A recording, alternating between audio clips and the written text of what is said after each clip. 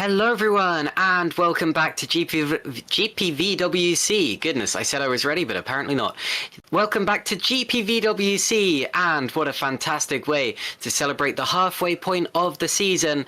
And we are back at the Silverstone circuit in Great Britain. This, of course, often called the home of Grand Prix racing. Not entirely accurate because the first Grand Prix was held in France, but the first World Championship Grand Prix was held here at Silverstone, and it holds a special place in the heart of many drivers, teams, fans alike.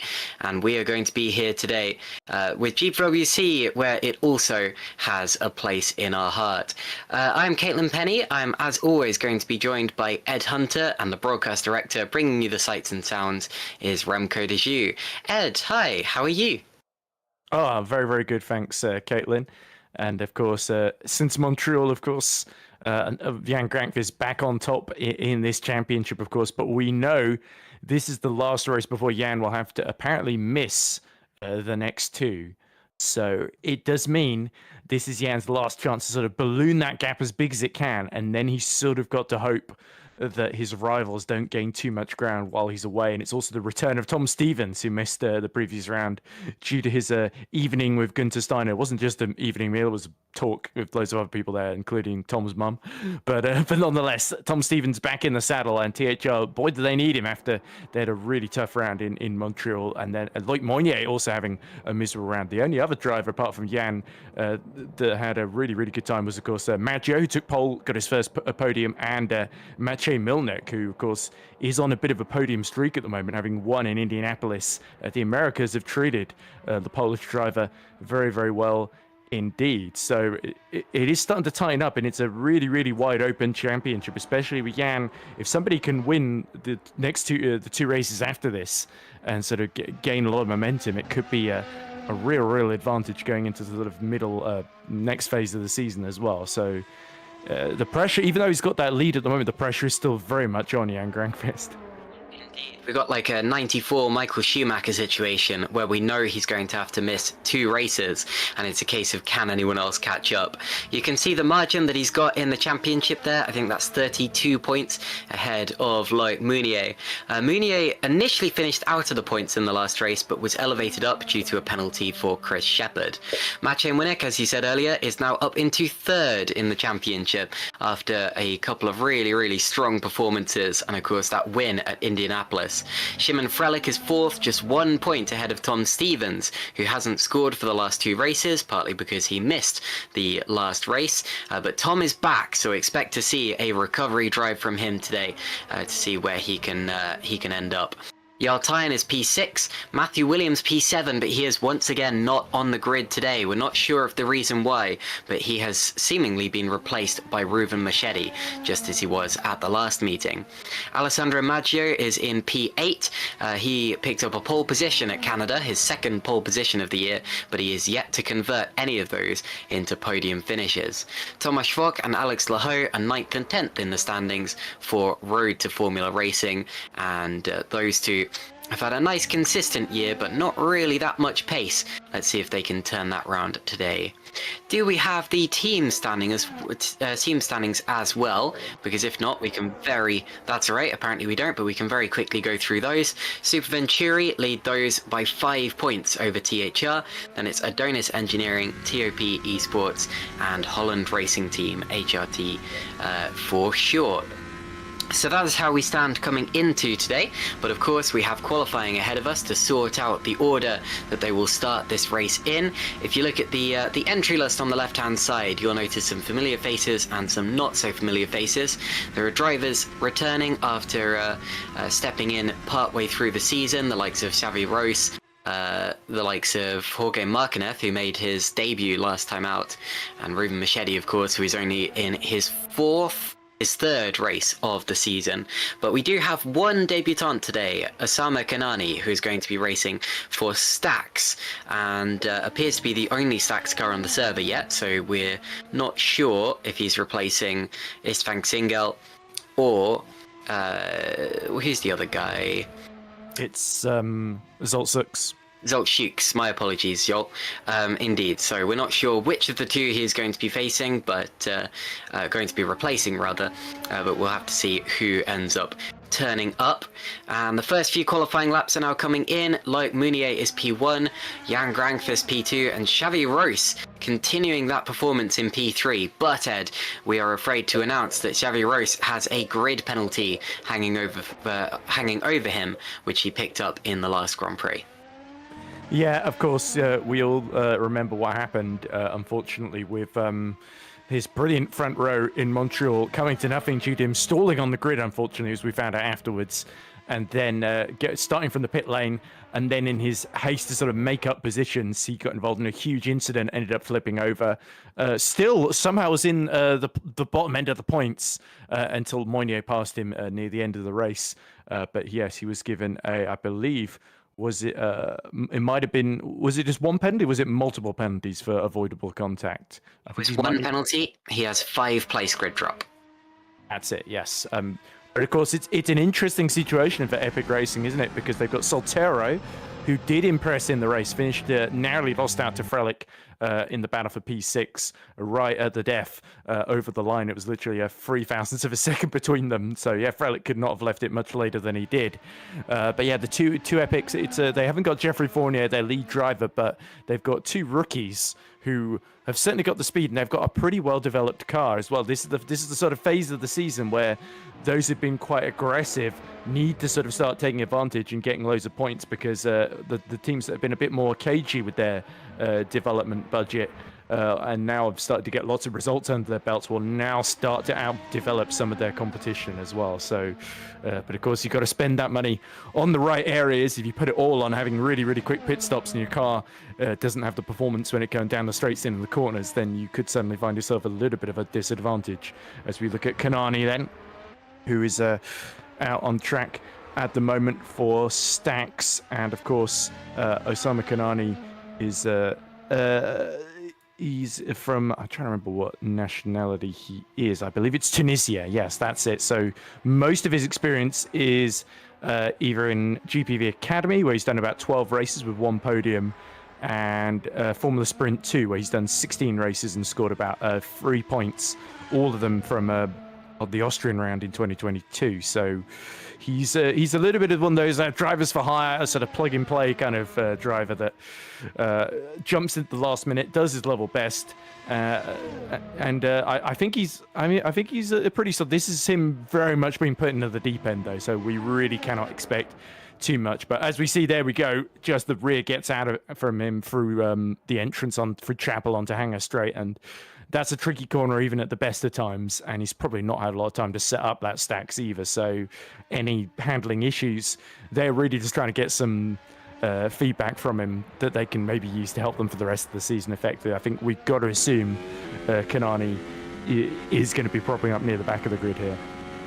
Indeed. It is worth noting that Osama is the first GPVWC Super League driver from Tunisia.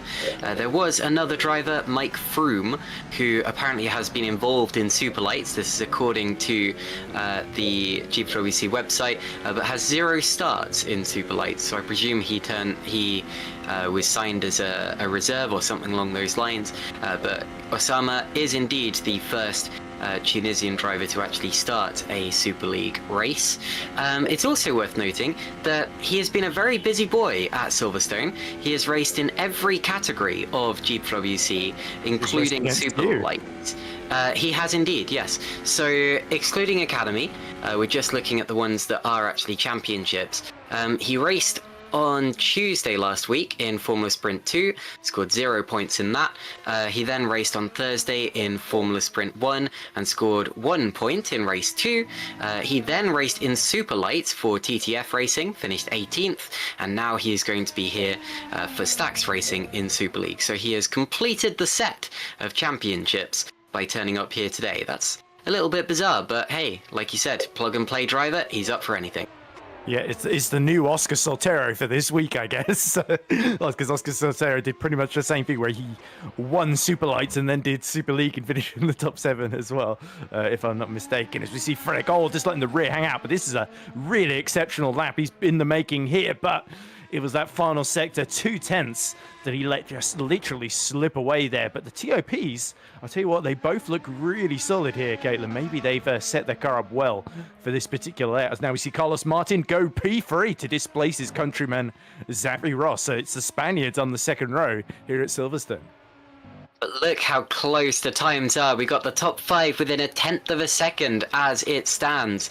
GPVWC Super League never fails to impress me with how competitive it actually is. And Rod's going to have a massive impact into the wall. And unfortunately, if you destroy your car out on the track, you are not able to continue in the session. Because, yeah, you can teleport your car back to the pits. We don't have to red flag it or anything like that.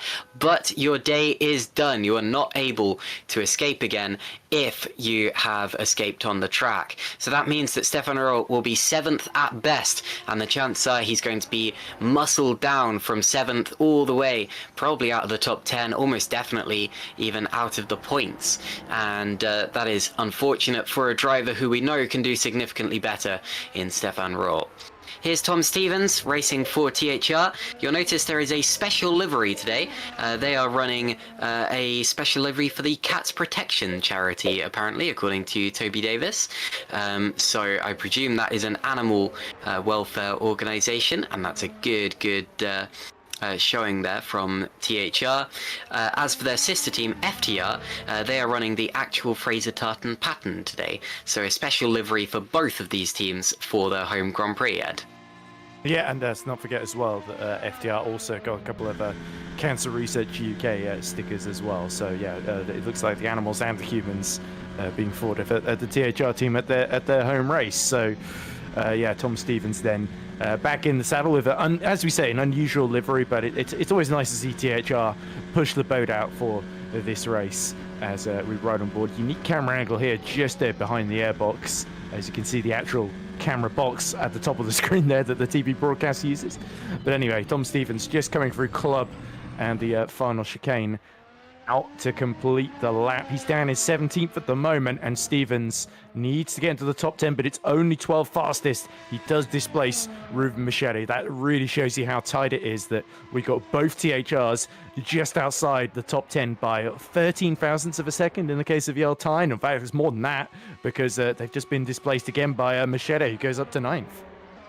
Indeed. So Tyne and Stevens in the THRs, we were talking about them at the start of the year being the favourites, and they're still the favourites for individual races that we go to, but not feline as quick as they normally are today, I would say, with 13th and 14th now, with Alex Lahoe knocking them down as he goes into the top 10. We have just under 4 minutes to go in the session. Tyne is going for another time. He's a little bit down on his previous one in the first sector, and this may actually be an in-lap, because we're at this point in the session where the drivers come into the pits, set up for one final flying run, and then head back out there again. That's presumably the reason that the likes of Loic Mounier and Xavi Rose are in the pits as it stands. I mentioned Fraser Tartan Racing just then. It's also worth noting that they have Lucas Murno in their second seat instead of Moritz Kropp. Murno raced in the last Grand Prix, but he raced for Green Stripes. He's now making an outing with FTR, and the reason for that is because Moritz Kropp's real car has broken down, and so he has not been able to get back in time for the session. Oh, look how close it is now. 5 thousandths of a second separate the top two, as Jan Grankvist puts in a 125.237 to top the timing sheets, and it's Grankvist from Mounier from Martin, Ed. Yeah, very, very strong final sector there, and a big improvement in the middle in terms of personal best as well. So Grankvist, by a narrow margin, puts himself back on top against Loic Mounier. So those two have been going trading times, milliseconds with each other, as we ride on board with Alessandro Maggi, fresh off that first podium.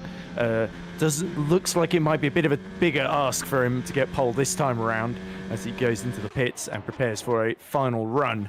But yeah, certainly it is very much all happening out on track. I was interested to see Lahu pop up to 10th because I got a message from him this morning saying, oh, I forgot to mention I changed my pedals today for this race, so I'm probably not going to score any points because I've not used them before, so be kind on me. And I was like, well, I'm always kind on you, aren't I, Alex? And yeah, Alex Lahu is another driver that really needs a very solid result here because he's not had a great deal of luck recently, crashing out in Canada.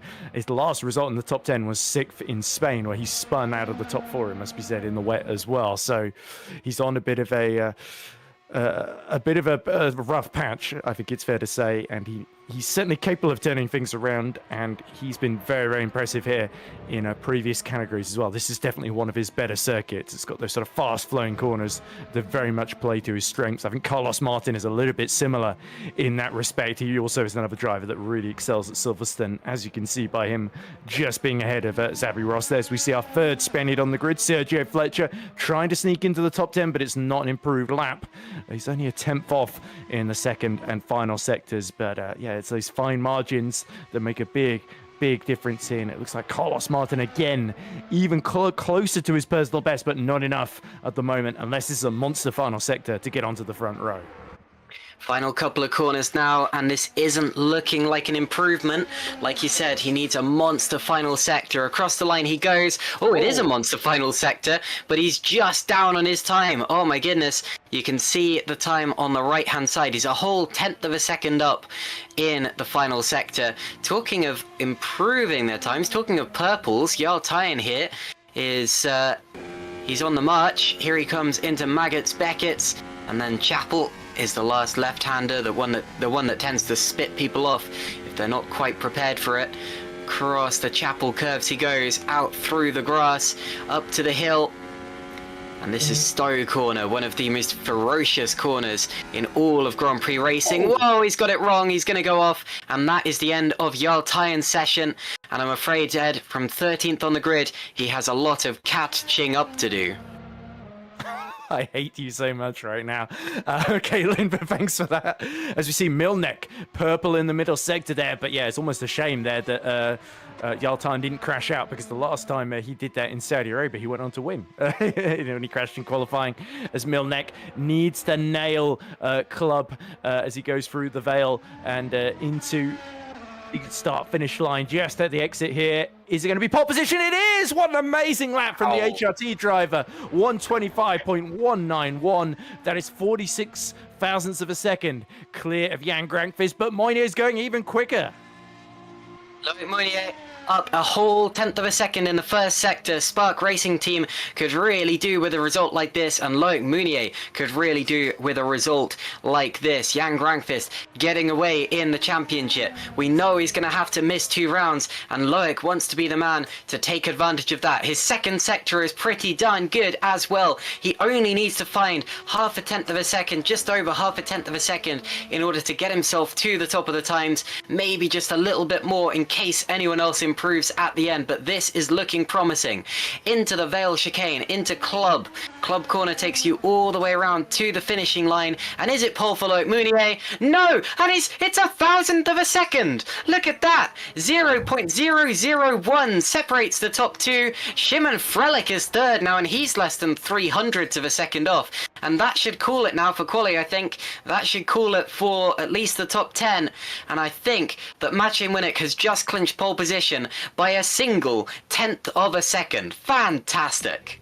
Yeah, I think Frelich, just like we saw Maggio in Montreal, was the very, very last to set the lap there, which is why it hasn't quite updated on race view there. But you will not see a qualifying session decided by a slimmer margin than that, unless somebody sets an identical time there. But yeah, that was an incredible lap by Milnek, and an almost as incredible lap by Moynier as well. Both of them getting the absolute maximum out of that package, and the result is a fascinatingly poised grid. But you sense Milnek and Moynier, as you said, Caitlin, they both want to be the ones to take advantage in this next phase of the season. They want to be the first to usurp Grankvist. Yeah, this battle between Winnick and Mounier could end up being more important than even this one Grand Prix would suggest. So Winnick takes pole by 1/10 of a second, or 2/10 of a second if you trust the lap times there. Shimon Frelick will be third, as the whole thing goes a bit wonky. Then it's Jan Grankvist rounding out the second row of the grid. Carlos Martin will be fifth. Then Xavi Rose, although he has a grid penalty, so he will actually drop outside of the top 10. Then Alex Laho, Oscar Soltero, Stefan Rohr, and Robin Panzer. And I think we'll run through the rest of the grid when we get the updated. I might as well run through it now really quickly. Lalo is next, then Machete, Fletcher, Stevens, and Tyan. Not great for the THR guys. Then Maggio, Schluter, Schubert, Markineth, and Shepard. That's the top 20 as it stands. The order goes slightly weird as people leave and rejoin the server. Then it's Kilk, Wok, Poom, Handgraf, Pollens, Fischer. Kanani does set a lap in his first GPWC qualifying session, although unfortunately it's only good enough for the very back of the grid, except of course 2 drivers did not set a lap there, Lucas Murno and Wopke Hoekstra. And I think we are still waiting for 2 more. I think we might end up missing 2 cars on the server when this race starts, but we'll wait and update you of all of that very shortly. Anyway, that was qualifying today. We have a little bit of a wait before we go to the formation lap, but we have luckily got a nice little highlights package prepared by Ed Hunter, which will show us how the last Grand Prix went just 2 weeks ago. Let's roll that. Where's Xavi Rose gone? Whoa. He's in starting Xavi the pit Rose lane. is starting from the pits, and he qualified in 2nd position. What on earth has happened there? And why is he, if that's a decision, I don't know why he would have made that, but here we go with just Alessandro Maggio on the front of the grid. And when the lights go out, now we are underway in Canada, and the easiest run to turn 1 of all time is that of Alessandro Maggio. Grankvist now takes 2nd, Wok is 3rd, and then Frelick in 4th position.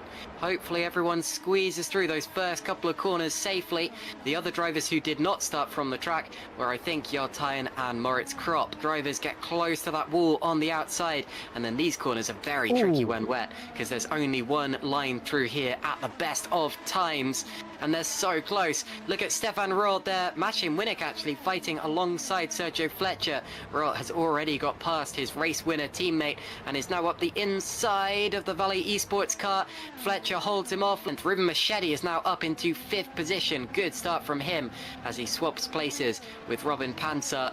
Here's Isfang Singal in the Stax racing car coming up towards the chicane. Something's already going a little bit awry as he's side by side. Oh, and there's contact there with Tygo Poom potentially. Oh my goodness, and upside down at the back there. That's Xavi Ross. Terrible, terrible start to the race.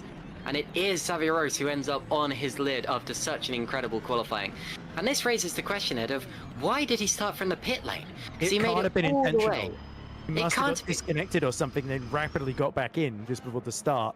Because he was taking loads of risks there. That read to me as someone who was really frustrated and angry. Shimon Frelick is able to get through, and that's our first change of podium places. And here comes Jan Grankvist down the straight, opens the rear wing, and he's going to go through with the help of the overspeed and the drag reduction system. Grankvist does take the lead now. Oh, somebody's in the wall. Alex Laho. It's Laho. Oh, no. Has cut across the chicane, and it's as he rejoins where the tyres should be finding grip. They lose grip, and he spins around and goes into the wall. I think that was just the change of surface that he was going across, unsettling the car and causing him to spin the car around.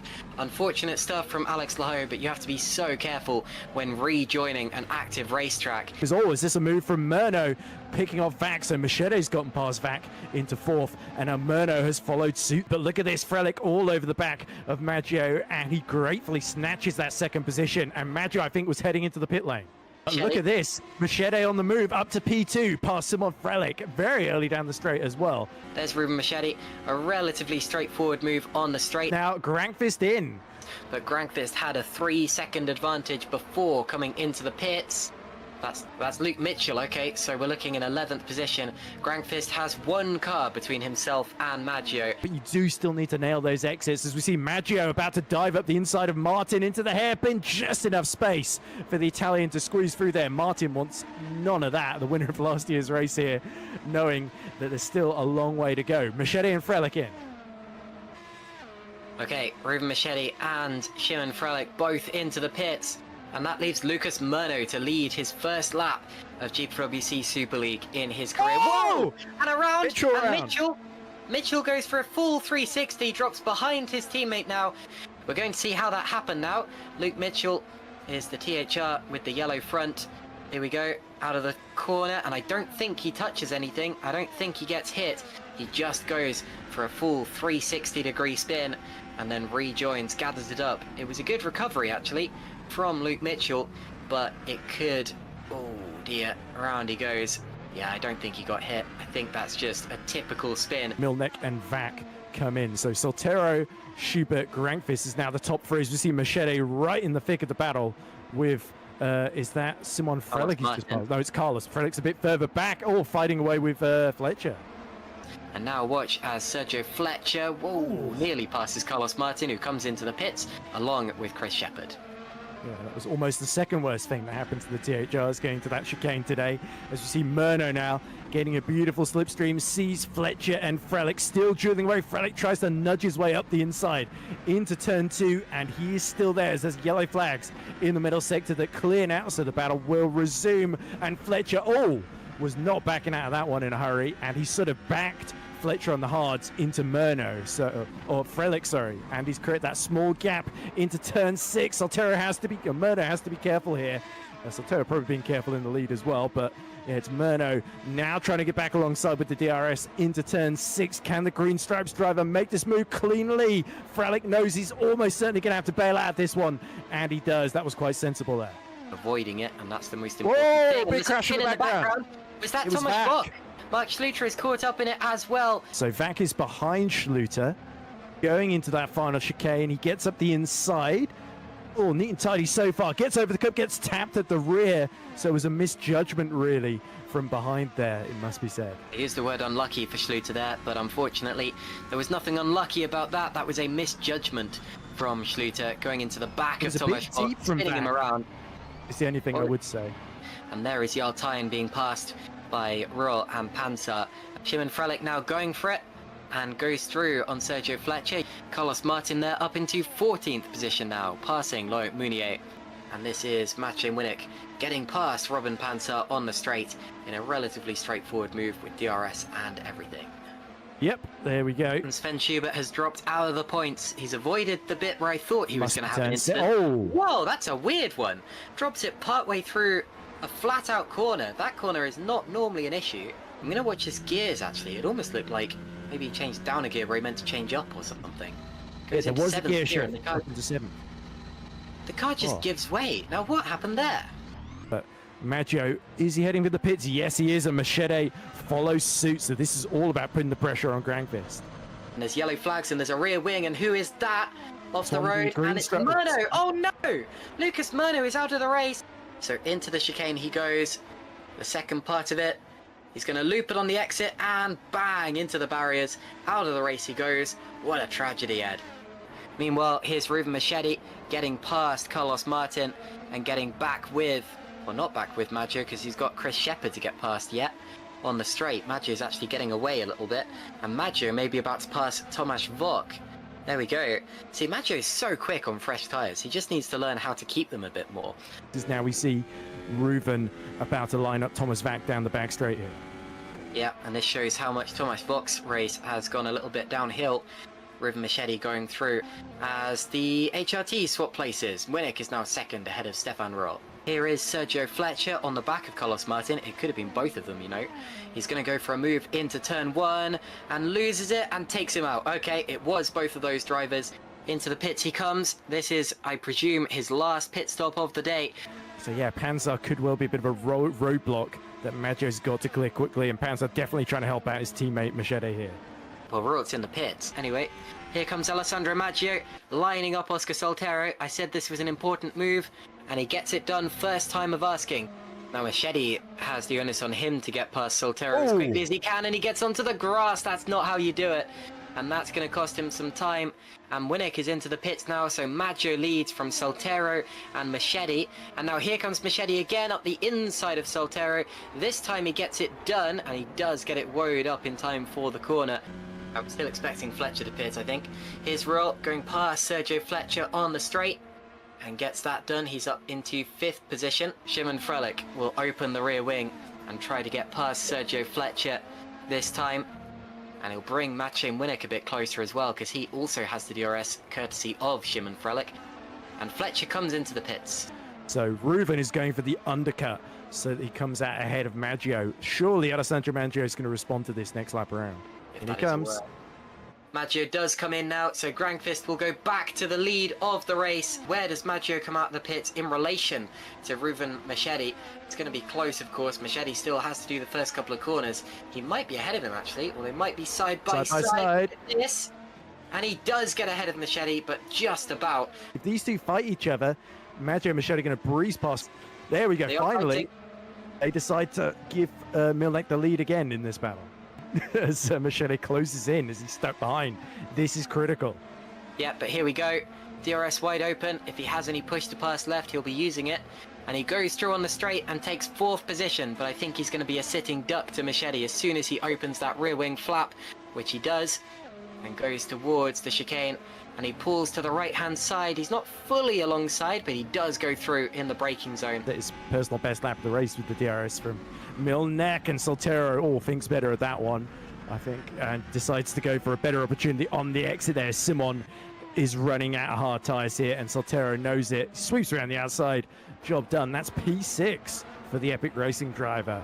As we see, this is what happens. So he's making a move right. Kilk then sneaks up on him after he passes Xavi Ross. Bit of a moment into the chicane. Oh, and he gets stabbed from behind Xavi Ross. So Xavi Ross just got caught out by how much Moynier was held up by the Red Archer, just appearing out of nowhere there. So this time, Maggio gets a good run. Lalu well out the way.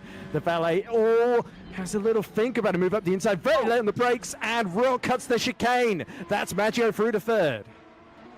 But we continue to watch Reuven Machedi. Whoa! And that's Royal. Royal locking up and going wide. Did he dip wheels in the grass, maybe? Because this is what happened. We have Tyne and Fletcher all just coming together. And yeah, Fletcher coming off by far the worst on that one. Jan Grankvist has once again been imperious. The championship leader, the reigning champion, will maintain his #1 for the time being at least. Jan Gran crosses the line and wins the Canadian Grand Prix, his first win since the start of the season. Maciej Winnick is 2nd. Alessandro Maggio can just about smell that 2nd place, but can't quite cross the line in time. Oh my goodness, close finish there between Frelick and Soltero. Machedi who finishes and it's Simon that did it. Simon got to 6th by 0.003 of a second there. So Soltero is ahead. Frelick lines him up. It's a drag race to the line, and he's going to just about snag it as they cross the finish line. 0.003, did you say, of a second? You cannot get much closer than that. That is a width of paper. And we're seeing it now from on board with Szymon Frelick. Here he goes. And Oscar will be thinking, whoa, why did I not just have 1 more second of push to pass? I'd have got that. So that means that Grankvist wins, followed by Winnick. Alessandro Maggio scores his first podium today. We shouldn't forget that. Yes, he dropped back a little bit, but he still finishes on the podium for the very first time in GPVWC Super League. Then it's Reuven Machedi P4. I think that's a personal best for him as well. Stefan Roth is P5. Oh, is there's contact on the way into the pits. Then it's Szymon Frelick. Oscar Soltero, 7th on debut. Great performance from him, one of the drivers of the day. Then it's Robin Pansar, Jarl Tyne, and Tomasz Vok, who is P10 after getting up to 3rd on that first lap. Then we move on to the 2nd tile, so we can see Moritz Kropp, then Sergio Fletcher. Great drive from Kropp, actually, from the very back of the grid due to that penalty. Fletcher P12, then Pascal Pollant, Chris Shepherd, Riot Kilk, who scores the last point.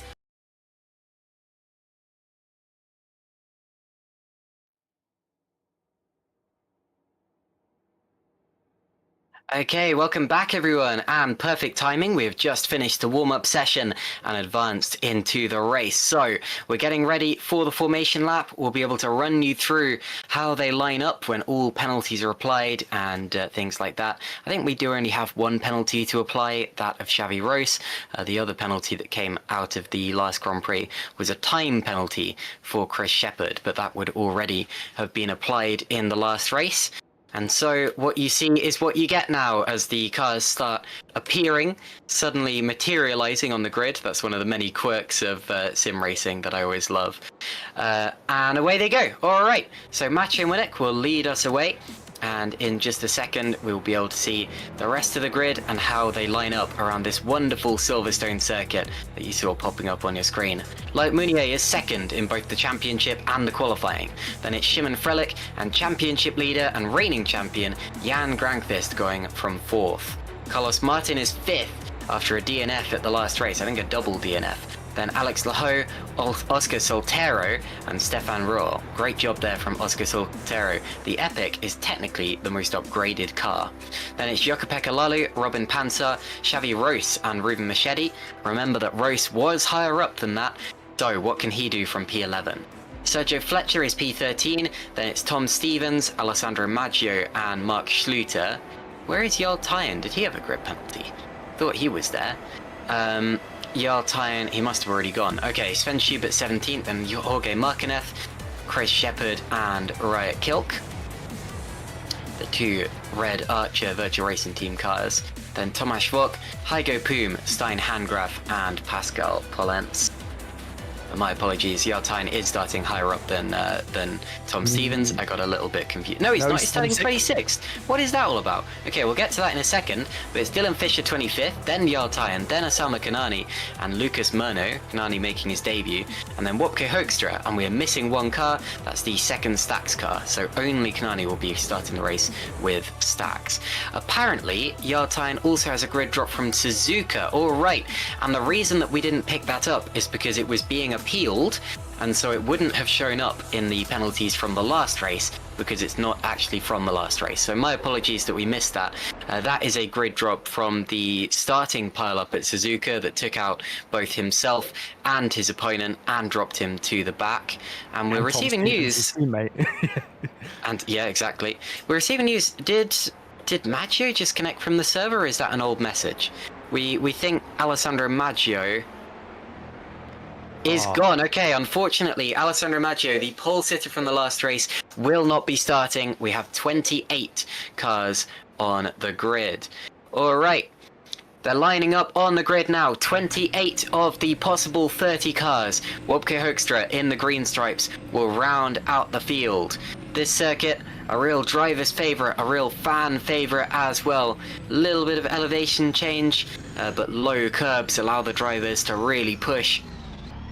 And it's a wide track in places, which lends itself to racing. Has slow corners, it has fast corners, and a whole lot of medium speed corners. The driver's dream. Wait for the 5 red lights. When they come on, the revs will rise, and when they extinguish, they will be underway for 52 laps of racing here at Silverstone, and go! Away we go, with Winnick leading and Meunier second. Winnick gets into turn 1 ahead, and was there contact behind? Something happened behind. Shimon Frelick is now up to second, look. Frelick has got up to second, going side by side with Meunier, who keeps his nose in there on the inside, and it's not quite going to be enough, as the TOP Esports car has the inside line for the loop. So Winnick leads from Frelick, Meunier, Grankvist, and Martin. Now, what did you see at the start there, Ed? I think it was Machete and Stevens. Either one or both of them were trying to squeeze each other into the pit wall at the very, very start of the race. We see Zeeuw under attack from Oscar Soltero, who's trying to go around the outside at left field. Zeeuw gets a little bit out of shape, and Soltero follows suit. So both the Epics in 7th and 8th. Xavi Ross has made a lightning getaway from 11th. To gain at least 3 or 4 positions there out of all this. But yeah, the crucial move up front is that Frelick has jumped Meunier. So Meunier, last time he started on the front row, ended up taking out the pole sitter at Indianapolis effectively in a bit of a clumsy collision at the first corner. This time Milnek has survived, and that's exactly the start he would be hoping for, because we know Frelick can be a little bit hard on his tyres there, as we see the 2 Epic cars swapping positions. Here comes Xavi Ross. No, Ross doesn't quite get through just yet then. So, but he's making his intentions very, very clear. Epic have got a bit of an intra-team problem on their hands in the next few minutes. They do indeed. So Xavi Rose up 3 positions from where he started, and he's all over the back of his teammate Soltero. Both of them quite inexperienced in GPVWC Super League, at least. They only came in the last couple of rounds, and Xavi Rose immediately made that impact at the last round, qualifying second on the grid. And as we head onto lap 2, it's Munich from Frelick, then Munier, Grankvist, Martin, Lahu, Soltero, Roos, Lalu and Fletcher, the top 10. So Lalu's made a good start as well. We got both of the Super Venturis inside the top 10. The biggest winner in the early stages seems to have been Stein Handgraf, up 5 places from where he started. Looks to have been a relatively clean first lap. Tom Stevens fighting with both of the Adonis cars, Panzer and Machete, going side by side. Machete running over the curb, just about able to make it back onto the track ahead of, and was there contact there as they go through Woodcut? Stevens right on the tail of Ruben Machete, now into Copse. This is a very tough corner to follow someone through. The turbulent air causes the car to bounce and slide wide in the understeer, and Tom Stevens manages to hold on. He'll have a chance now as they go onto the straight. This year, of course, DRS is available from the 2nd lap, not the 3rd lap like it was last year. So right now, you see the rear wings opening on the back of Machete and Stevens, and we've got a real DRS train stretching right from the front of the grid all the way down to the back end. Yeah, Stevens and Machete racing each other incredibly hard in these early phases. You see Handgraf trying to get past Schubert in the background. He's trying to go round the outside the Fraser Tartan. And now the green stripes is just one position outside the points as we see one of the edge cars dipping into the gravel at the final corner. That's Mark Schluter now. And he's got Thomas Vack. Oh, and Schluter's off! At the first corner, Vack and Schluter come together, and that's disastrous. Mark Schluter's hit the wall, and that's going to be a very, very damaged Edge Esports car. So just like this race last year, it has gone horribly, horribly wrong for Mark Schluter. And he's out of the race, so our first retirement, unless you count Maggio, who was out on the formation lap, and we'll get back to that in a second. But our first proper retirement is Mark Schluter. Looks to have just been a little bit of a misjudgment. Watt continuing to drop down the order as well. He's now down to 20th position. As for Alex Maggio's retirement, he reports that it was a power cut. Must have been quite a short one, because he's already back in the YouTube chat. But yeah, very unfortunate for Alex, and our commiserations to see that. But yeah, 2 drivers out. We have 27 cars remaining from the 29 who at least started the formation lap to this one.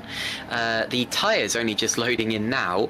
We see that Chris Shepherd is the top driver on an alternate compounder tyre. He's on the mediums, with the top 14 all on softs, and then Sven Schubert is the top driver on the hard compounder tyre. He'll be trying to go a little further into the race. Now this is Chris Shepherd side by side with Stein Handgraf. Whoa, they rubbed wheels as well. And Shepherd's forced off the road, rejoins now, stays up the inside of Handgraf, who does gain the place. So now the top 15 are all on soft tyres, and that's a relatively normal thing to see, because of course the top 15 drivers from qualifying all have to start the race on the compounder tyre that they qualified on, providing of course that both sessions are dry, which they have been. Loic Munier here in 3rd position, keeping up with Frelick and Munich. The DRS train extends all the way back through the field, and we always see this. Well, it extends down to 14th actually, because there's a bit of a gap between Stevens and Handgraf, so it's the top 14 in the DRS train. And we always see this in Super League, Ed. In the early stages, the DRS train is just how the race goes, and then it's the first pit stops window that really starts to shake up the order and set the rest of the race in motion. Yeah, and remember this race last year was the one where Grankvist and Panzer did the one-stop strategy, and they finished 1st and 2nd effectively because the THRs had to chew through the field, and it just took them a couple laps too many. As we now speak of which, Stevens and Machete side by side through Mackett's, Beckett's, and into Chapel. It's Stevens that's ahead. He had to be very, very committed to pull that one off on Ruben Machete, who now falls to 14th position. So it's taken 4 laps, but Stevens finally into the top 13, and he's got DRS as well. So no chance for Machete to get back in front into Stowe. So now he's just got to clear the second Adonis of Robin Panzer immediately in front of him now. Yeah, it's a close one, going side by side through Maggots, Beckett's and Chapel. That's not normally where you go side by side. It's not normally where you can get away with that. But we know that Cats have 9 lives, and Tom Stevens has already used his to good advantage. Going through the first couple of corners on yet another lap. 5 laps gone already. We're 10% of the way into the race pretty much. It's going to go by pretty quickly at this rate. And obviously the pit stops will slow it down a little bit. They'll change up how the what the state of play actually is. But Tom Stevens here just wants to focus on the here and now and making up those positions before the first pit window comes into effect. He's got past Ruben Machedi, he's got the other Adonis of Robin Panzer just ahead of him, and then Stefan Rott and Sergio Fletcher in the two similarly liveried cars ahead. There's too many orange cars in GPVWC Super League, I always say that, as much as I love orange race cars. Back into Maggots and Beckett's once again. Stevens trying to line up Robin Panzer for another attempt, and he'll get the DRS going up towards Stowed. Yeah, look at Stein Handgraf, fastest lap of the race, 1:30.3. That was 4 tenths quicker than Milnek and about 3 tenths quicker than most of the other leaders there. So he's not quite tucked up by Machedi, but he's absolutely flying, even though he's not really in the DRS train, or is about to be, though. Yeah, he is now. So Stein Handgraf, I mentioned how he dropped back from Tom Stevens earlier on, and he was the first driver to lose the advantage of the DRS, but he's got it back again. Look, he's back within a second of Ruben Machedi. He'd have been helped slightly by some of the drivers ahead of him battling and holding each other up. But that's not the point, because he was still able to take advantage of it and get back into that DRS train. Chris Shepherd now is 1.7 seconds back from Handgraf, so he loses the advantage of that. And it's the top 15, the drivers who started on softs all together. And what that shows me is that the softs get into their window really, really quickly. They've the drivers have got heat into them, they've got the tyres up to their optimal operating temperature and pressure right from the off, and it also makes me wonder, have they taken too much out of the tyres in the early stages? Will we start to see the mediums and the hards be more effective later on in the stint? That tends to be how it is, but it's been a really strong start for the drivers on soft tyres. Now we see a replay of Mark Schluter's incident. So he ran wide into the gravel, and that said about this chain of events where he tried to cut off he tried to close the door on Tomasz Vok, but he already had his wing poked in there, and you can't close the door on a driver who's already there. Yeah, so there we go. He dips within the gravel. It's a little bit clumsy initial mistake from Mark there. Through goes Marquinez, and then Vak. It's a bit of a marginal one, because he made the move very late, and he wasn't significantly alongside up the inside for my money there. I think Vak would have been better served backing out, and it's the second race in a row, unfortunately, where Vak and Schluter have crashed into one another.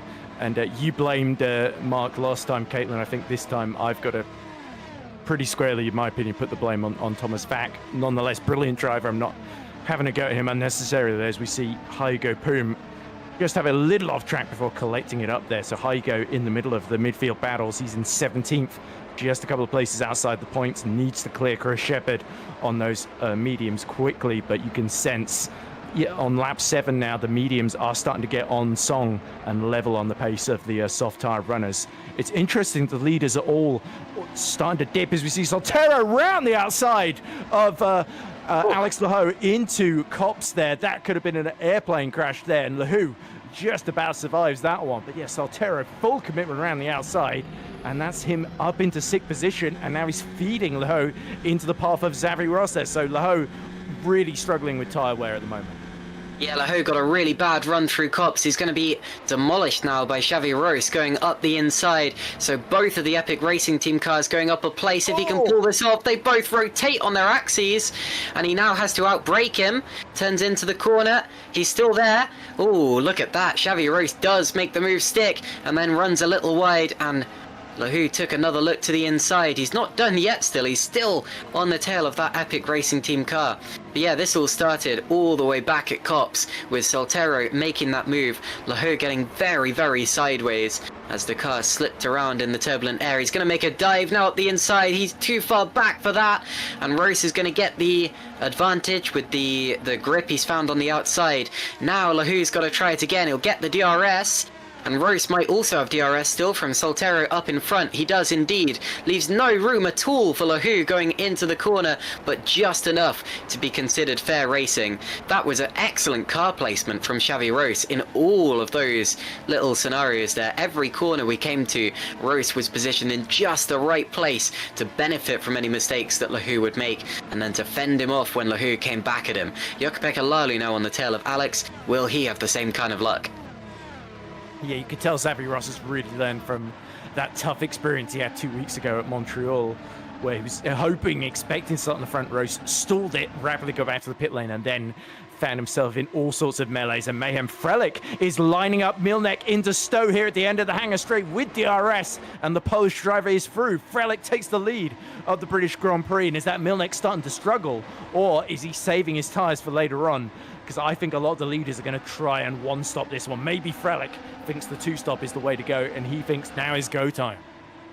He does indeed, but he'll bring the rest of the pack with him, because that's just how the DRS train works in these early stages. And if he can break away from that, then that will give him a massive advantage and really raise some question marks about how the rest of the race is going to go. But a good move from Szymon Frelick there. Use the slipstream, use the DRS, potentially use some push to pass as well. These cars do have the use of push to pass at their disposal, but we can't see when they are activating it, so we never quite know for sure. We just have to speculate. But that was a good move from Szymon Frelick, and for a driver who's never finished in the top 2 before in a GPWC Super League Grand Prix, finishing on the top step of the podium would be a tremendous achievement. And there's a long way to go yet, but this is the first step in that process, Ed. Indeed it is. This was a circuit that he's always tended to go quite well at in the junior GPV categories. In FS1 particularly, he was very, very strong here last year. But we've seen this before from Frelick, where he's taken the lead early on and then faded away either on an unfavorable strategy or he's made a mistake here and there. But yeah, Simon is another of those drivers that's been getting to groups, been getting more and more confident the further and further he's gotten into this season. So he keeps creating these opportunities, keeps getting the lead. As we see yellow in the middle sector, so somebody has gotten into trouble. I think it's Pascal Polenz in the second edge, who's now out of the race as well. So what a horrible, horrible day for Edge Esports. Mark Schluter crashing out the first corner, and now Pascal Polenz similarly has come to grief. Yeah, I noticed that Jarl Tyen just swapped places with someone else he's racing with as well. I thought it might be Tyen, but no, it's Pascal Polenz who spins off the road and smashes it into the barriers. And here we see on board. So both of the Edge Esports drivers are out now. It's been a terrible, terrible day for that particular squad. And unfortunately, there's nothing they can do for that car. Plenty of damage. Back to, I think we are... Oh no, this is another replay. This is Frelick about to take the lead away from Maciej Winnick up into turn 1. Pretty straightforward move, but that's the best kind of overtake sometimes.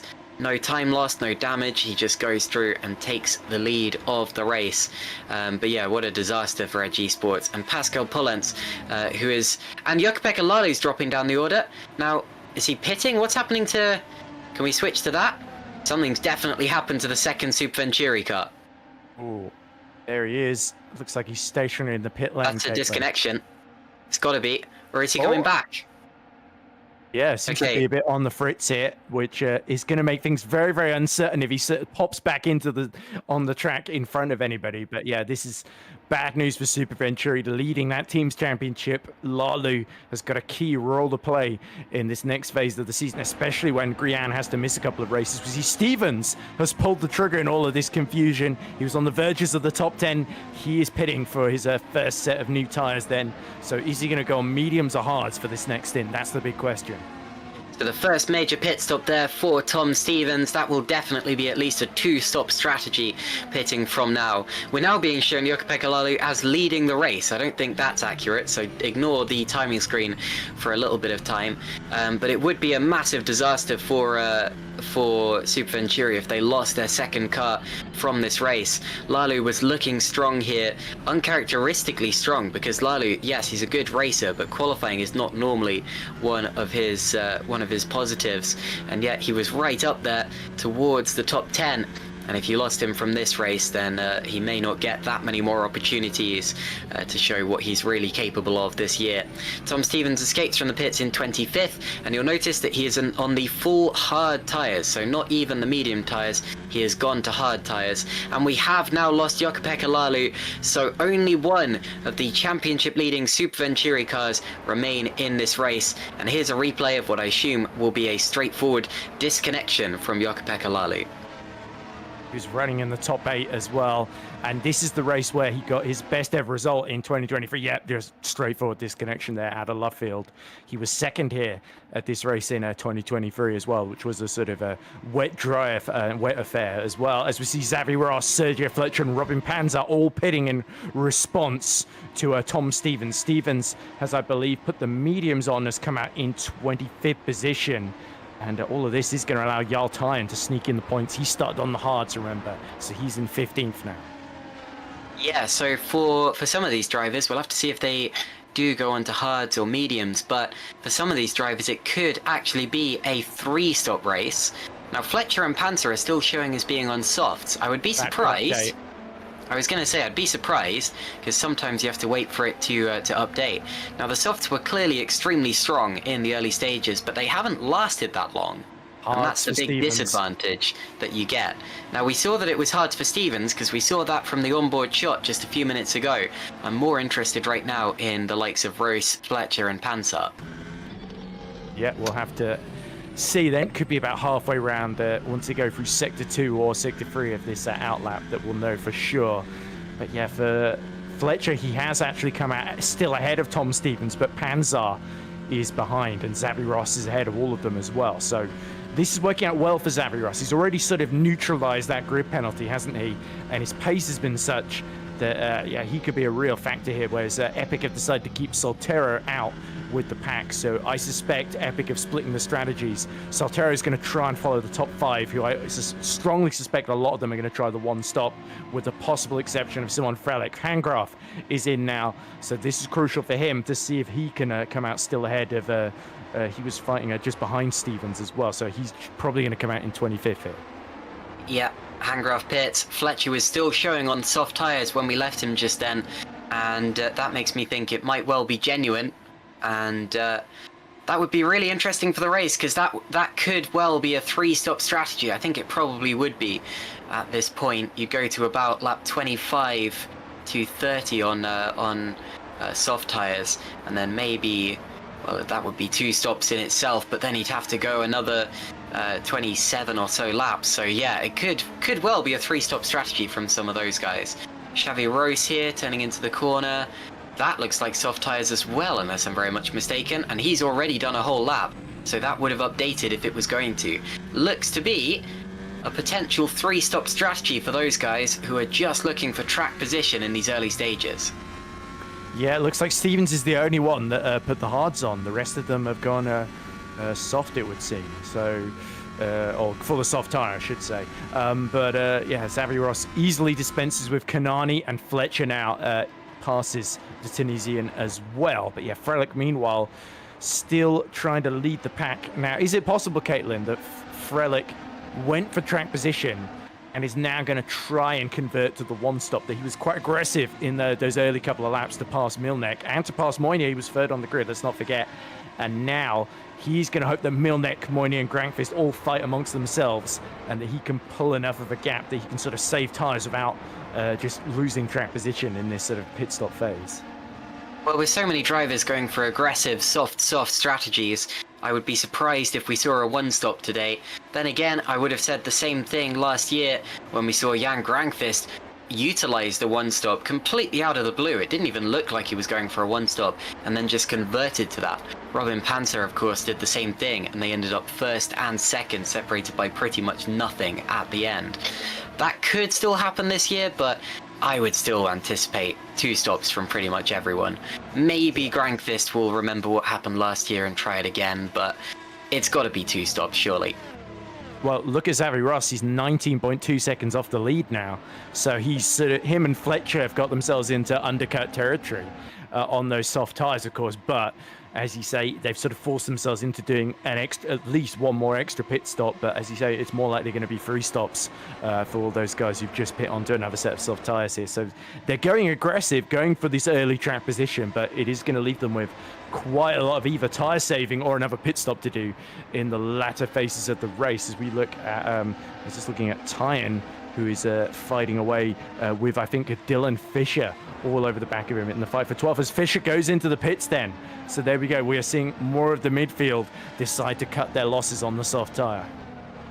Indeed, so Dylan Fisher pits, as does Riot Kilk from just outside of the top 15. Hygo Poom, who is of course Dylan Fisher's teammate at aka Hero Sim Racing, pitted 1 lap ago.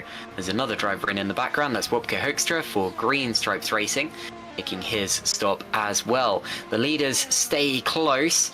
The DRS train now extends down to about 9th position by the look of it, and we wait to see which of those drivers jump and when. You mentioned pulling the trigger earlier on, and it really is like that, because suddenly you're released from the pack like a bullet out of a gun, and it's your chance to shine, to put in those quick laps and try to undercut the opposition.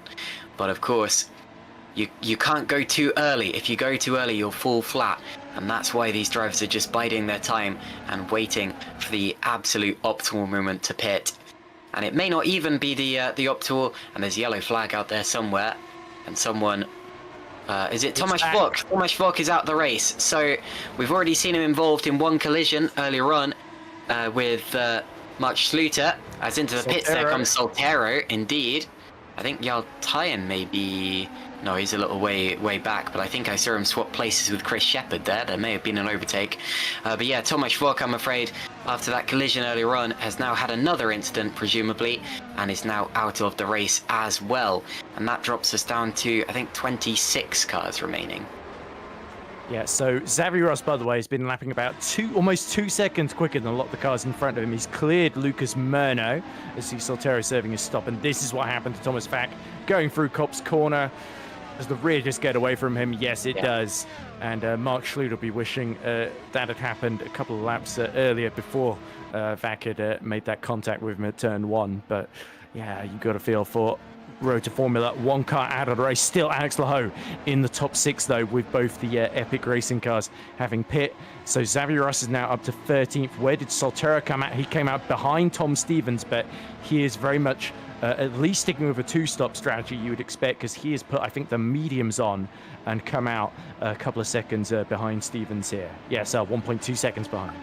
I said 26 cars were remaining in the race, but I didn't include or I didn't account for the 2 drivers who didn't actually start the race. And I'm afraid we've now also lost Stein Handgraf, who I swear I saw pulling into the pits just a minute ago, so maybe elected to retire it in the pits. I don't know why he would have done so, but anyway, into the pits was that Winnick. It was both of the leaders. So Frelick is in, Winnick is in, and that's Alex Laho coming in behind them as well. So Mounier will lead the race, at least for the time being. Now, judging by the pace of the soft tyres today, I think the undercut is going to be extremely powerful. I think that the drivers who pitted earlier will have a major advantage over them. You mentioned how Xavi Rose was gaining 2 seconds per lap. Expect Xavi Rose to be right up with these guys and potentially even challenging them, potentially even ahead. Let's look to the pit exit, see where they are. He is ahead. So Xavi Rose and Fletcher and Pansar are ahead of Frelick and Winnick. Winnick is out behind Tom Stevens here. This is a real spanner in the works of this particular race, because yes, those guys pitted earlier and they may have to make an extra pit stop, but they have track position, and I said earlier that track position was what they were going for. They've got it, Ed. Yeah, the only problem for Xavi Ross now is he's got Shepherd, Tyne, Schubert, and Marquinez, all who started on the mediums or the hards, and he's got to clear them more quickly. But Grankvist is having a go at Moynier. Surely he's not going to pull that one round the outside through Maggots and Beckett, and now Martin is closing up to the back of him here as well. So that was incredibly risky from Jan Grankvist as Moynier weaves across Hanger Straight to try and break the toe there. But you sense one or both of them are going to try and respond to that pit stop from Frelick and Milnek. Milnek, who's still stuck behind Tom Stevens here, and Moynier comes in, so too does Martin. It's Grankvist now who's going to inherit the lead, but how much longer can he stay out on those soft tyres and be competitive here? Yeah, that weaving from Moynier was a response to what Grankvist just did. He was saying, "You cheeky devil, don't you try that again." Cutting right across the road. Grankvist stays out. Chris Shepherd is now second. So Martin, Mounier, Machete, so all of the M's are pitting except Marquinez, who stays out there. And we also have Stefan Ruhr into the pits further back, who crashed out in qualifying and dropped down the order, and he's going to be side by side there with... Who's that he's side by side with on the exit? Ruben Machete. and they just get out in 18th and 19th positions. So Grankvist leads from Shepherd and Tyen as it stands. The main benefactor of the early pit stop window has been Xavi Rose, although, as I said before, I would expect him to be on an extra stop now compared to some of the other people he's up against. And who has the net lead in this race is pretty much anyone's guess right now. Yeah, it really depends whether the one stop, two stop, or three stop is the one to go for here. But it's great to see, because last year's race here at Silverstone basically went down to one stop versus two stop, and now it's three different strategies rather than two that a lot of our front runners are doing. It's so close, so competitive. You can see up there, Grankvist on soft, Shepherd on mediums, Tyen on hard, and Shepherd and Tyen and Grankvist all yet to pit, but Ross has done that one pit stop. He's just cleared Sven Schubert, and now it looks like the other FTR is going to lose position there to Panzer. There we go, as Murno loses out on their mediums to the Adonis that we did see go into the pits in recent history here. So yeah, certainly Xavi Ross is keeping up the pace at the moment, but is Jan Grankvist going to be able to extend long enough to cover off whatever Xavi Ross might be able to do here? That's the interesting question. Jan Grankvist, our race leader and our championship leader, leads the championship by 32 points, but realistically it's significantly less than that because he's going to have to miss the next two races. We're going to see a replay now. That's not a replay, we're just cutting the cameras in a slightly strange way, but that's alright, don't worry about it. Jan Grankvist, and you can also see he's losing time to Chris Shepherd, or is that implying that Shepherd is losing time to Grankvist? Yeah, I think Shepherd's 9/10 slower, so 9/10 slower. I was reading that wrong. I thought that it was saying Grankvist was losing 9/10 to Shepherd, but that wouldn't quite have made sense. Jarl Tyen in third place is about to lose position to Xavi Rose. He won't really mind too much because Rose is not who he's fighting. I was going to bring up Jarl Tyen's race earlier on. He's not had a good time of it.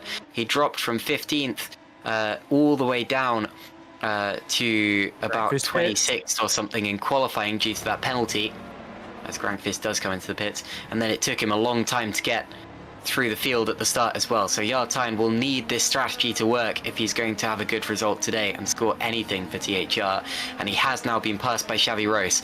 So Chris Shepherd will go through and lead the race. Now Rose will be second and will probably catch Chris Shepherd in the next couple of laps and take the lead. And where will Jan Grankvist come out now? Shimon Frelich goes through.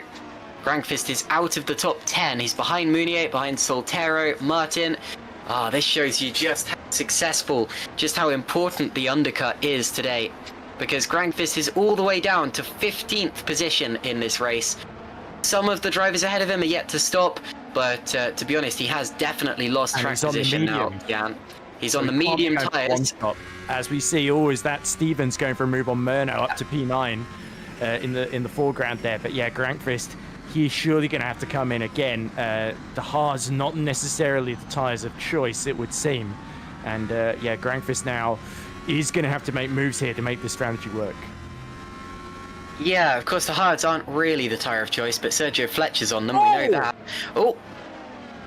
And that's Ruben Machete side by side with Alex Lahoe, and they just about get away with it. I'll correct myself, Fletcher is on soft tyres. I mistook him for somebody else. But yes, Alex Lahoe just about getting away with that alongside Ruben Machete. It looked as if we were going to have a Mark Schluter-style contact into turn one. Meanwhile, Sergio Fletcher has passed Mark Schubert. Has passed Sven Schubert, and Chris Shepherd now pits, with Xavi Rose taking over the lead just a second ahead of Jarl Tyen, and then Sergio Fletcher going through into third. So Shepherd will drop back out of the top 15 behind Jan Grankvist. Lucas Murno pitting as well. Okay, Markineth is also in the pits. And we got quite a muddled up order after the first 20 laps. We got Xavi Rose leading from Tyen, Fletcher, Schubert, Panzer, Frelich, Stevens, Winnick, Mounier and Soltero. Like I said before, the net order is anyone's guess. It really depends on how the rest of the race shakes up and which of the strategies ends up being the best. But some likely candidates. Xavi Rose, of course, leads on track, so he has the track position and also has those soft tyres. He's the leading driver on soft tyres. Yartine is one of the only candidates for the one-stop strategy right now. A lot of other drivers who could have done the one-stop have committed to a two-stopper now. Sergio Fletcher is on a similar strategy to Rose. Schubert is yet to stop. If we can, Remco, could we see the tyres that everyone's on just quickly? The tyre graphic. There we go, very good, thank you so much. Panzer also on softs. Shimon Frelich, one of the highest drivers on hard tyres, along with Stevens, Winnick, Mounier, Soltero and Martin. So I think that could end up being the battle for the lead. Frelich versus Stevens versus Winnick for sure. And of course Frelich led in the early stages, so I wouldn't be surprised whatsoever. But Grankvist also has gone for an alternate strategy on those medium tyres. Like you said, the hard tyre is not the tyre of choice for him. And that means realistically we've got 3 net leaders here. Maybe even more. They can't than all that. be in the net lead. One of them's going to be in the actual lead by the end of this. But yeah, Grankvist now starting to get the hurry up because Machete on those softs is catching him and almost diving up the inside of the loop there. As Grankvist now, having been undercut by Martin and Soltero, needs to find a way through. But it's going to be Martin that gets first use of the DRS up the inside down the Wellington Straight as they go towards Luffield. And there we go, the TOP back into the top 10 then. So Ross has done almost 11 laps, which is exactly what he did in the first stint on the soft tyre. But Tyen, who's yet to pit, done 21 laps on the hard tyre, is now actually starting to lap slightly quicker than the Epic Racing driver ahead of him. So the Norwegian doing an excellent job to make that what we assume can only be the one stop. He must be going from either hards to mediums or maybe even softs if he can run out really long, but more likely mediums in the next 10 laps or so. He'll have to make that stop. But Ross, of course, is going to start to run out of grip in these next few moments, as now we see Grankvist gets a run at Soltero. Does Soltero defend into Stowe? No, he does not, and that's very, very wise not to contest the championship leader too hard at this phase of the race, but could have opened the door for Ruven Machete, and Machete is going to get alongside, but he's going to be on the outside through the last few corners, taps the wheels at the side. Ruven refuses to yield, and they're side by side as they cross the start-finish ferry. And they all gain a place as Robin Panzer pits, Ruven Machete's teammate of course, and it is Machete who comes out ahead by sweeping around into turn 1. Good move there from Ruven Machete to fend off Oscar Soltero.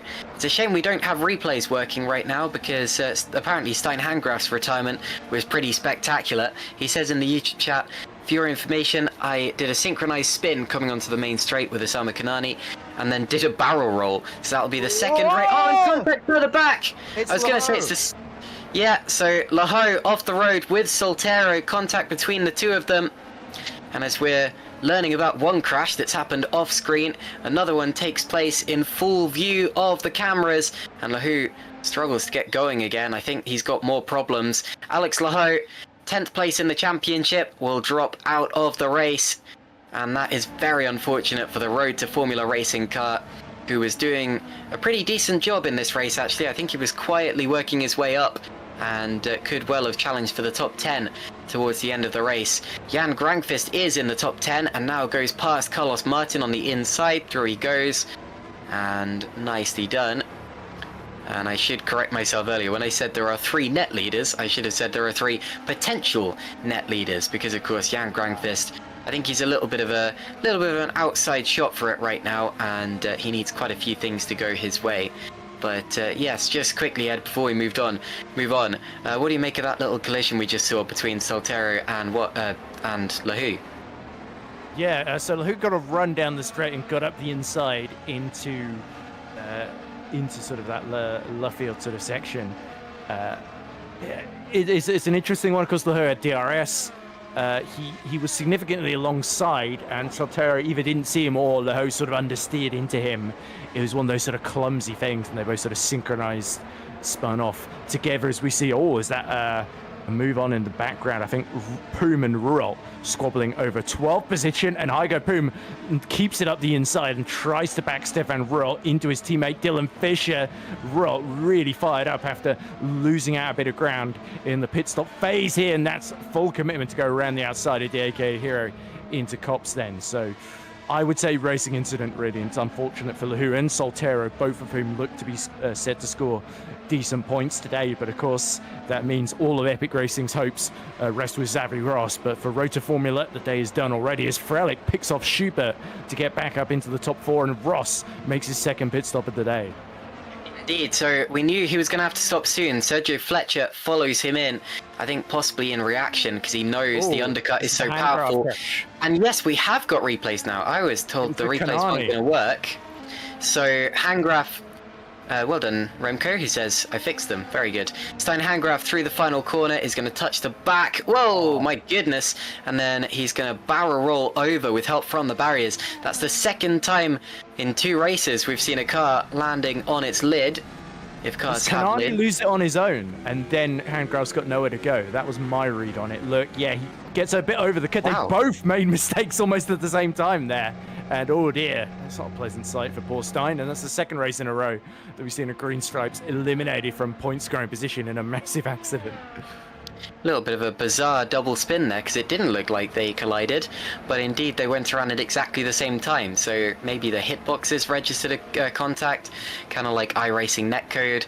I don't know. It's the jury's out on that one, but whatever. Here's the incident between Zeeuw and Soltero. I think Zeeuw came from too far back. You know, I'll respect the steward's decisions, but I do think that Zeeuw was a little bit over-optimistic with this one.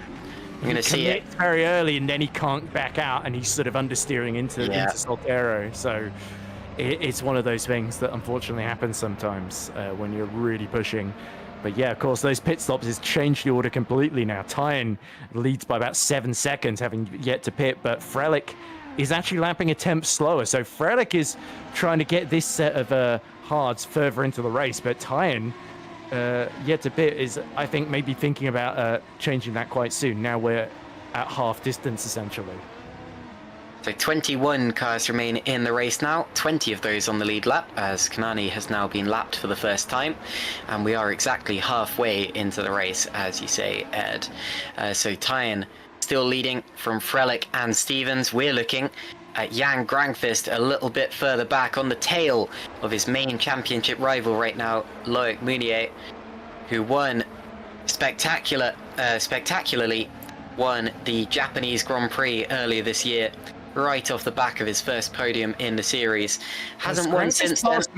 Has he passed Milnek while we've been watching all those replays? Because I thought Milnek had undercut him. So yeah, this is a real turner. Grangfist has been lapping fairly competitively, but Meunier has been lapping slightly quicker than him. So it's Meunier and Grangfist that look to be on the move to try and get on the podium here.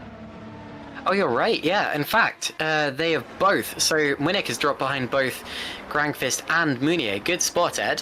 Whoa. And here you see it. Whoa. So it was Schubert, I think, in the Fraser Tartan, was in the middle there, and then Milnek got forced out. Goodness me, I'm glad we didn't see that live, otherwise I might have lost my voice. But yeah, so Munich actually lost 2 places in that one. Grangfist and Meunier have both gained a place, and then we're still seeing a replay of Munich because there's Schubert running wide when it goes through, and then does Sven come back at him? The Fraser Tartan up into Cops. Munich holding on to 6th position there.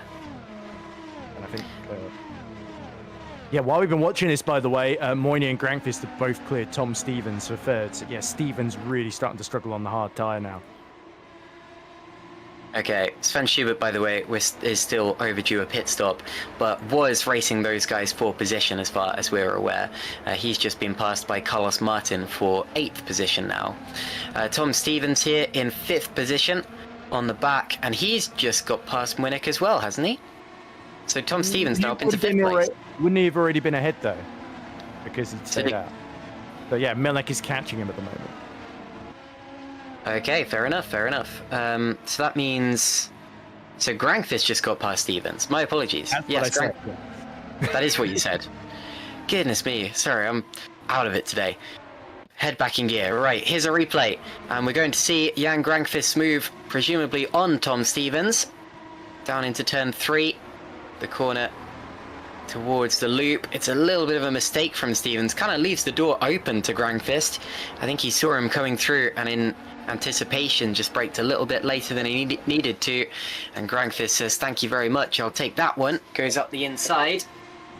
Back to real time.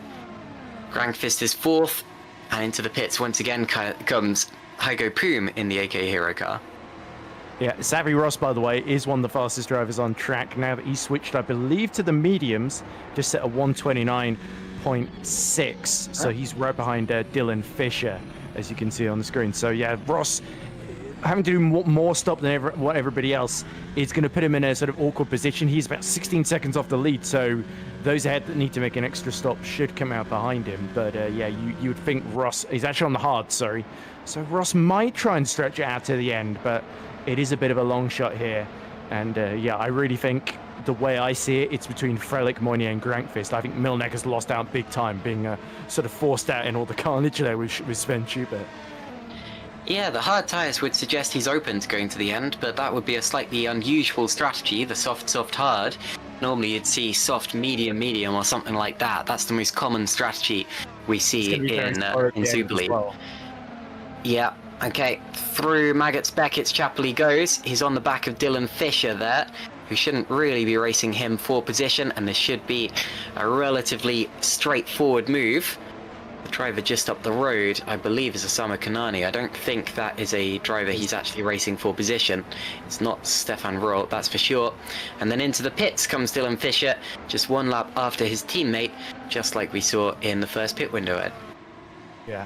And we should also really praise Jarl Time, because 28 laps on those tyres, he's still lapping in the high 130s. So that's only a tenth or two slower than what Frelick, Moynier, Grankvist, even Stevens as well. Even Stevens, what am I saying? What do I sound like? But anyway, Jan Grankvist is now starting to get the hurry up. He's a tenth quicker than Moynier that previous lap, as Frelick has got a bit of a train with two of the main championship protagonists nipping at his heels here. So yeah, Simon Frelick has really got to keep his head here if he wants to win this one. Stevens, though, even though he's lost track position, he is extending on those hard tyres. He's done 19 laps on them. I don't think Tom Stevens is going to be able to get to the end and convert to the one-stop like Tyne, his teammate, is doing. But yeah, he might go in for softs near the end, potentially, if he's extending this stint. Looking back from Shimon Frelick now towards Loic Mounier, I always love this kind of camera, as you see the downshifts and you see the little twitch there from Shimon Frelick going through Beckett's curve, and Mounier will gain on him up the straight, but he'll be a little far back. I don't think he was taking a look there. I think that was more he was demonstrating to Jan Grankvist behind that he had him covered. Grankvist is actually closer to Mounier than Mounier is to Frelick right now. And then Frelick, of course, 6 seconds off the leader, who is now Jarl Tyne. Yes, Ed? Yeah, I'm just wondering if maybe there's a way Tyne can get into this one, because Frelick, Moynier, they're catching him, but they're not really catching him quickly enough at the moment. And if Tyne can come out of that final pit stop ahead, there's a chance he might be able to steal this out of them. So while they're fighting with each other, THR sort of craftily fought their way into sort of contention here. Potentially. Admittedly, he's not losing that much time to the drivers behind him now, but towards the end of the race, he'll be on extremely old tyres. I do not really think that he's in contention for this one, but THR are crafty. One more stop, surely. You would think. Yeah, I'm not in. Yeah, so Tyne, I think that would have been his plan. I think if he was going to get into the race now, he would have to change that up a little bit.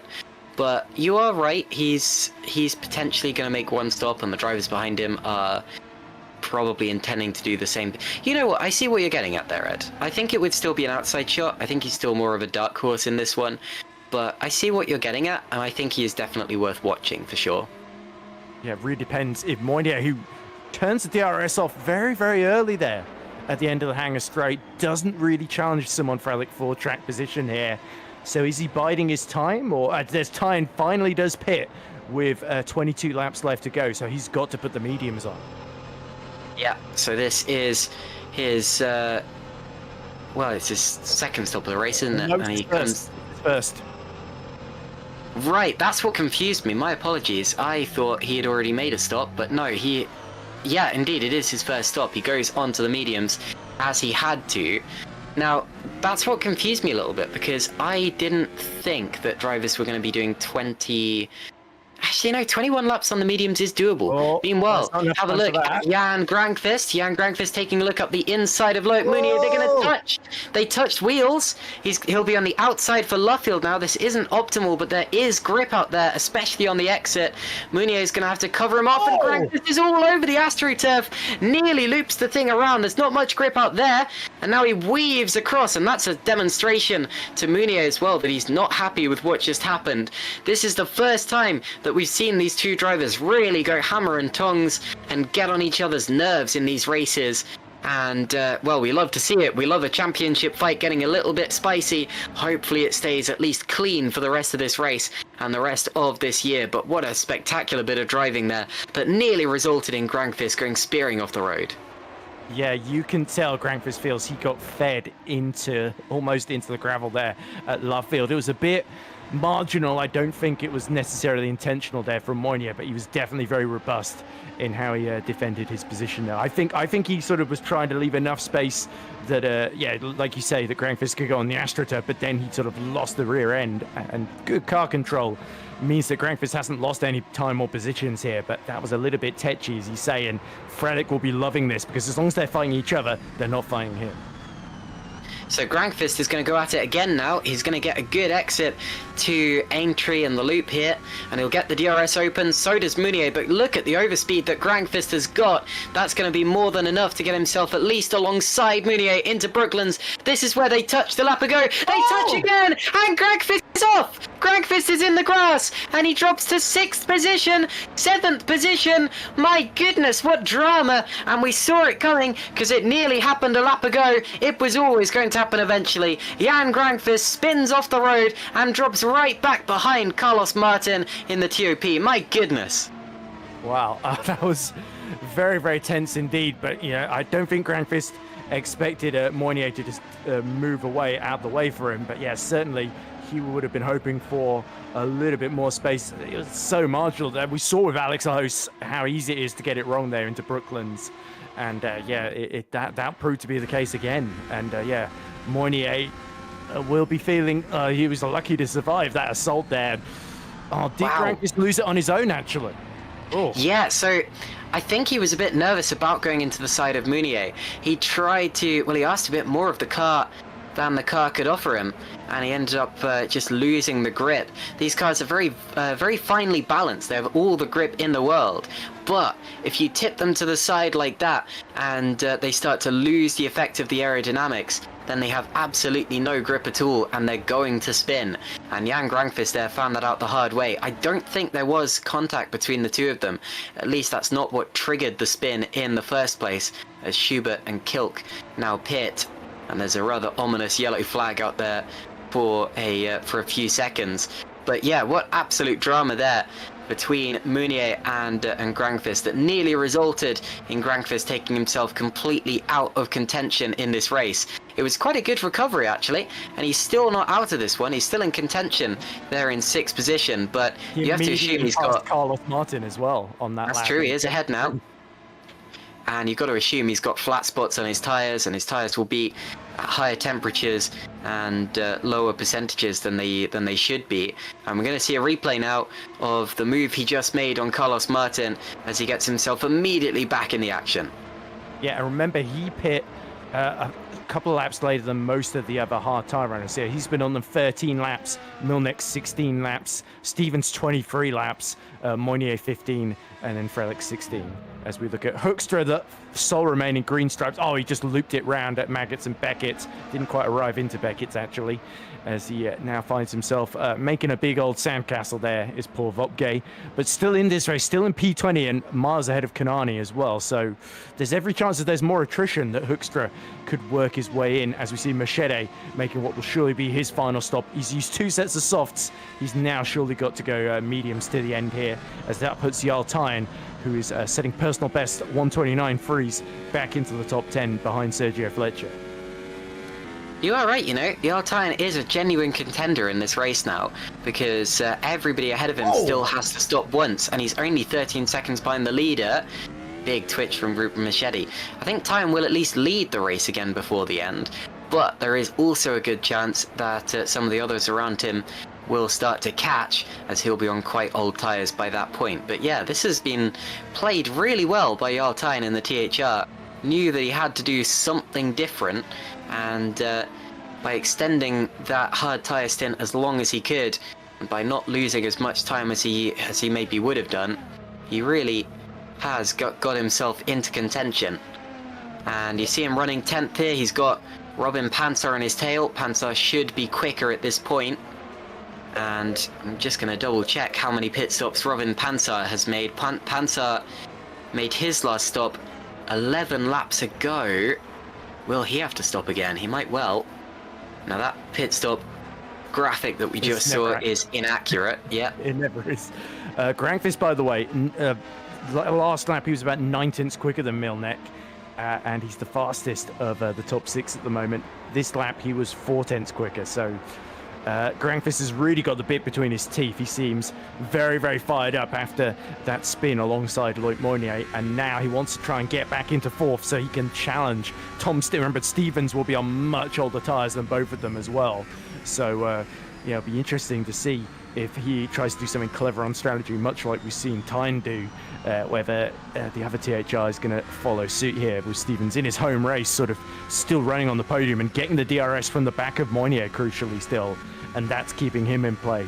But yeah, Milnek and Grankvist, it's the drivers first and third in the championship, I believe, although Milnek isn't far behind Moynier as well, and he's had a bit of a setback himself in this race. But yeah, Grankvist very much the quicker of the two, as Machete and Right Kilk start on fresh tyres, start lighting up the timing screens. Okay, Grankvist will be a little too far back here to have a proper lunge, unless...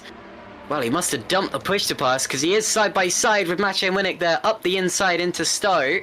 And he'll be on the outside for the exit, but it doesn't matter because he's got it done before the braking zone. So I've had to eat my words immediately. Good move there from Jan Grankvist from a long, long way back. And remember that Winnick is actually third in the championship now after his successes in the last couple of races. So that could be a crucial one. In 2 races' time when Grankvist... Well, we don't know if we don't know exactly how many races Grankvist is going to have to miss. We assume it's 2 races, because that's what we've heard, but we don't know. But when he eventually returns, it may end up being that he's fighting Winnick for points and for race wins once again. And a move like that could be absolutely crucial come the end of the year. Loic Moynier now is right on the tail of Szymon Frelick at the front. This is for the race lead, and considering these 2 drivers will probably have to make one more pit stop. See, that's another thing, just quickly, that's another thing that could change in this race. They are on hard tyres. We haven't yet seen exactly how long the hard tyres can run on lower fuel loads, and that's another thing that could play a part. We don't know for sure that those drivers are actually going to have to stop again.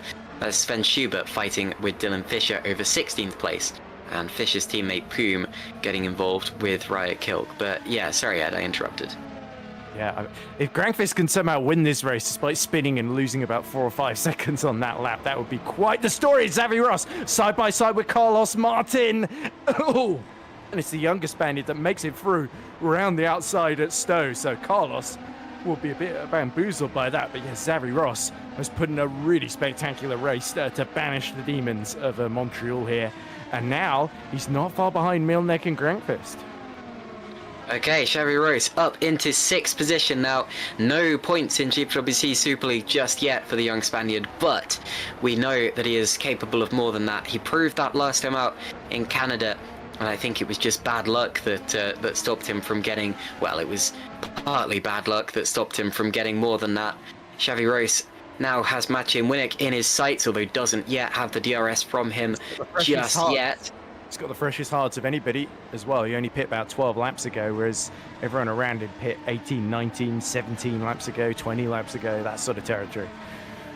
Steve Ross is still in contention for this one as well in that case, because, like you said, freshest hards, and we don't yet know whether the hard runners will be able to go to the end of the race. I think they will probably try. So, once again, we're in a situation where we have maybe 3 or even 4 potential net race leaders, and we won't really know how it's all shaking up until the last maybe 10 laps of the race, which is in about 5 laps time. Xavi Rose, 6th position, catching Maciej Winnick in 5th place. Jan Grankvist still on those medium tyres. There's a question mark over him as to whether he can go to the end.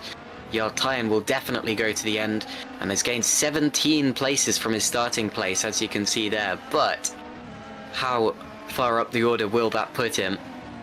This is an amazing race, Ed. I know it's not the most bang crash wallop style race we've ever seen in our lives, but in terms of pure intrigue, in terms of the strategy, it's hard to remember a race where you have 3 or 4 viable strategies all vying for the lead, and we still don't know who's realistically leading it despite only having 15 laps left. Yeah, and exactly. Even if someone like Jarl Tyen can sort of inherit the lead by running as long as he has and doing that one-stop strategy, is he going to be vulnerable to those that pit on the fresher tyres near the end as well? And this is the thing as well. If him and Xavi Ross are both doing this strategy, then it could be a bit more of a problem. Whereas if it was just one doing it, then they might be able to sort of cover it off and sort of think, well, we can just take him with DRS one at a time. Whereas if you've got a train of cars you've got to pass, that's a much tougher prospect as well. As we see Milnek now starting to regroup a bit here. He looks like Grankvist might finally, his mediums are starting to go onto the pace of the hard tyre runners around him. But as he's desperately trying to get into the DRS of Tom Stevens. But yeah, Milnek now senses this is the moment with Xavi Ross starting to catch him that he's got to push. Still looking very positive for Xavi Rose right now. I mentioned earlier, the Epic racing car has the most R&D points put into it. It is theoretically the most upgraded car. He also has a relatively fresh engine, albeit Oscar Soltero actually has a completely fresh engine. Xavi's has been used for 1 race before. Oh, sorry, Soltero did have a fresh engine. I forgot that he'd retired a good few laps ago. But yeah, it's all looking up for Xavi Rose now as he's putting in lap after lap, getting closer and closer to Maciej Winnick. Here's Tom Stevens in 3rd position, just about hanging on to Loic Meunier, with Grankvist just about holding on to him. We have a DRS train at the front of the field again, separating the first 6 cars, and any one of these 6 could win the race. And there's still a real possibility that the race winner isn't even one of these 6 cars. But you are looking at all 6 of them now on the screen. This is the race for the win with just 13.5 laps remaining. Yep, Xavi Ross still the quickest of them, although Milnek has started to up his pace in the first sector. I wonder if Meunier is going to start to get a little bit impatient here. Stevens, by the way, has done almost 30 laps now. He's on the 29 laps on that same set of hard tyres. His teammate Jarl Tyen did exactly 30 laps before pitting. So that should tell us that Stevens is getting into risky territory. Grankvist finally comes in, and it was always going to be him that had to pit first off the mediums. He's surely going to go softs to the end here, or maybe mediums to be safe. He has to, but to be honest, I think Jan Grankvist has missed a trick here. I think he's going to be regretting going on to the mediums for this stint and not the hard tyres. It was always going to be a little bit of a risk because of what happened last year. Remember last year where he put on those tyres and then went right to the end of the race, ended up winning an unlikely victory as a result. He's going to have to come through now from 13th in the order, with no guarantee that anyone ahead of him is going to have to stop again. This is not looking good now for Jan Grankvist. You see, the thing last year was he had Panzer behind him doing the exact same thing, and they were pretty much the only ones of the front runners doing that. Whereas this, not only was he in 4th, so he didn't really have the luxury of sort of leading the strategy necessarily, but also he went for the mediums hoping he could clear Meunier and Frelick quickly and then pit here for another set of mediums. And that didn't end up happening, so that's why he's further back than I think he hoped he would be, because of that aborted move on Meunier that ended up losing about 4 seconds. This is like sometimes at the end of the Indy 500, where you see drivers, unlikely winners, staying out really, really late on their fuel loads, trying to get to the end of the race, or at least trying to get to a caution period or a red flag, and just staying out, knowing full well they don't have the fuel to get to the end. And then one by one, you see them pull off to the side and give the lead back to the regular contenders. We may end up seeing the same thing today from drivers who are pushing their strategies, just seeing how far they can take their tyres. We've already seen it with Jan Granqvist jumping out of the way, going back down to 13th position. And we may he's yet on the see it softs, by again. the way, not the mediums, so that has Yeah, no surprise there. No surprise from Jan Granqvist, because he's only got 11 laps to go, so he might as well push it. It's just like at the start of the race where we saw the soft tyres being so quick.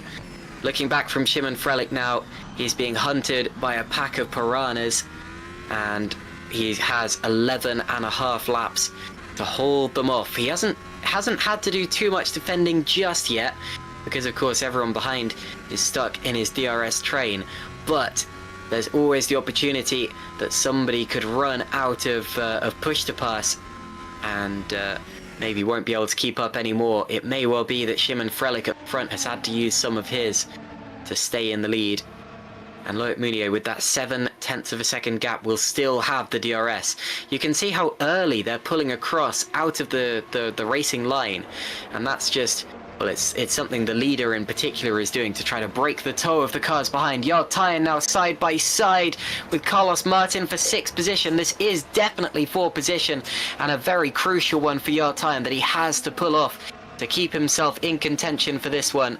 Out through the final corner he comes once again, and he's going to try it even before the first corner. This isn't normally an overtaking opportunity, but he's got the speed. He twitches about, and he holds it, and he'll have the inside line for the braking zone, and Tyen does get through. Good stuff there from Jarl Tyen at a very important point in the race with 10 laps to go.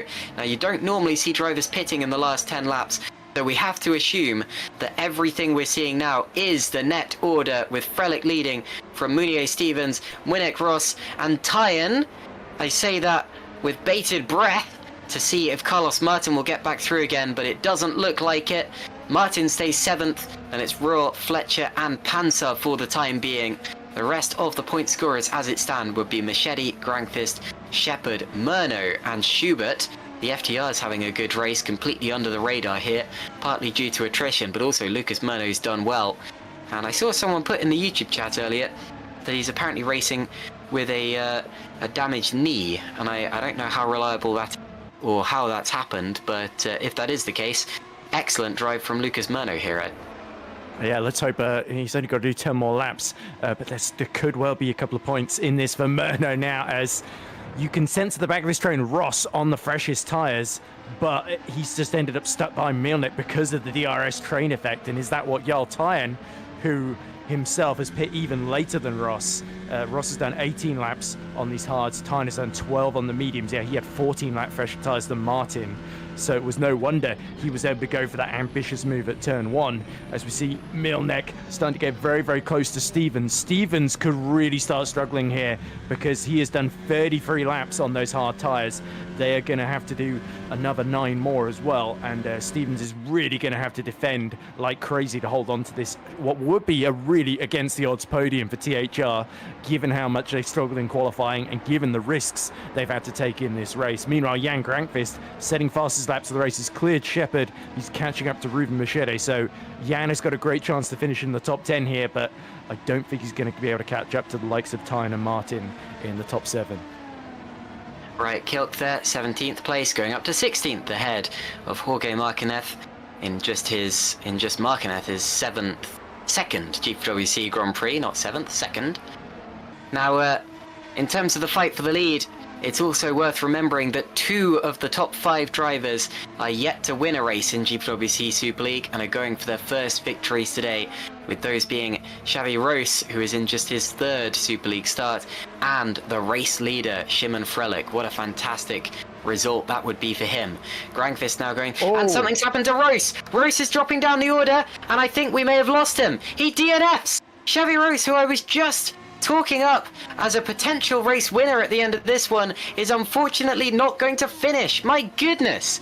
I thought he was definitely going to get his first points today. And here we see a replay of what's just happened. So he's on the tail of Maciej Winnick. And is it a mistake or is it a disconnection? And it's the same mistake that Rob made earlier on. And he smacks the wall, and Xavi Roos will go no further. My goodness, what a disaster for the Epic Racing Team driver. He was out of the points in the last 2 Grand Prix despite showing much more pace. and it's going to be the same old story once again. He should have been in the top 5. He could have got a podium. He might have won. He will get nothing.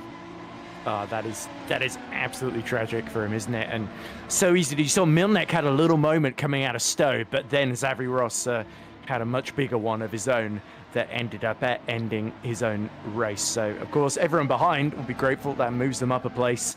But yeah, certainly Xavi Ross is when you're a rookie, you do end up having these disappointments, don't you? Where you might have a really, really strong race and then one mistake ends up overshadowing everything and destroying the final result there and along with the car in this case as well. So, of course, that means Tyan now has got a free air, 2.8 seconds to himself and Milnek. But is he going to start catching quickly enough? Yartan 129.3. Simon Frelick is in the 130.0. Stevens 129.9 on extremely worn 35-lap-old hard tyres. What an incredible drive Tom Stevens has put together to hold on from Milnek. And maybe even Yartan. He might end up having to start his fight with his teammate in these final few laps as well. And of course, Stevens is the one slightly ahead in the Drivers' Championship at the moment. But I think they might just let them fight for that final podium as well. So we could see a freeway fight for the podium, but Stevens starting to lose a little bit of ground to Mounier in these last couple of laps here. It's turning into a 2-horse race for the win, and Frelick has done an absolutely fabulous job so far. Since taking the lead, he has not really put a foot wrong, and Mounier, is he waiting for the last couple of laps to challenge, or is he leaving it a bit too late, Galen? Okay, well, I can't answer that question because that's in the future, and we are right now, so we have to wait and see. But what I can tell you is that Jan Grangfist is now past Robin Pansar, so he is up into P9 and chasing down Sergio Fletcher, who is on very old tyres there in P8. And, well, Loic Mounier all over the back of Shimon Frelick. Oh my goodness, he's getting racy now. This is for the race lead, don't you forget that. Frelick going for his first win, Mounier going for his second. Tom Stevens, I think, has about 10 by now. And a yellow flag again, goodness me. We're at the stage in the race where every yellow flag starts to ease the blood pressure just a little bit as we look up and down the order and see who might have had an incident. And it's Hygo Poom who DNFs now, so we will have just 19 cars remaining in this race of attrition here at Silverstone, Ed. Yeah, exactly. So if you can keep it on the island, there's half a chance you might sneak the final point here. Currently it's held by Wright Kilk, who's just 1.4 seconds ahead of Marquinez, with, I think, Dylan Fisher slowly catching him at the moment. So that is a battle going on further down. But up front, Stevens is starting to claw back into DRS here of Moinier, and he's dragging Milnek with him, as this is what happened to Machete, who I believe has fallen behind Panzer. I think he already was behind Panzer, wasn't he?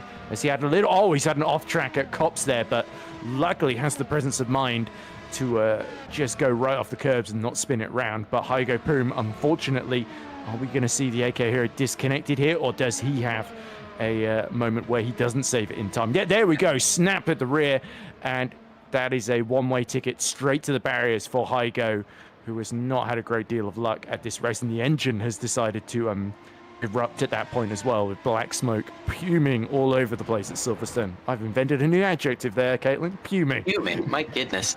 Well, the last two replays there were a great example of why sometimes it's best to take to the escape road rather than take the curb, because the curb is serrated, it will cause the car to bounce and it will unsettle you. And when a car that's so finely balanced becomes unsettled, well, we've seen what happens then, and Hygo Poom found that out the hard way, and Machete did a really good job to gather his up,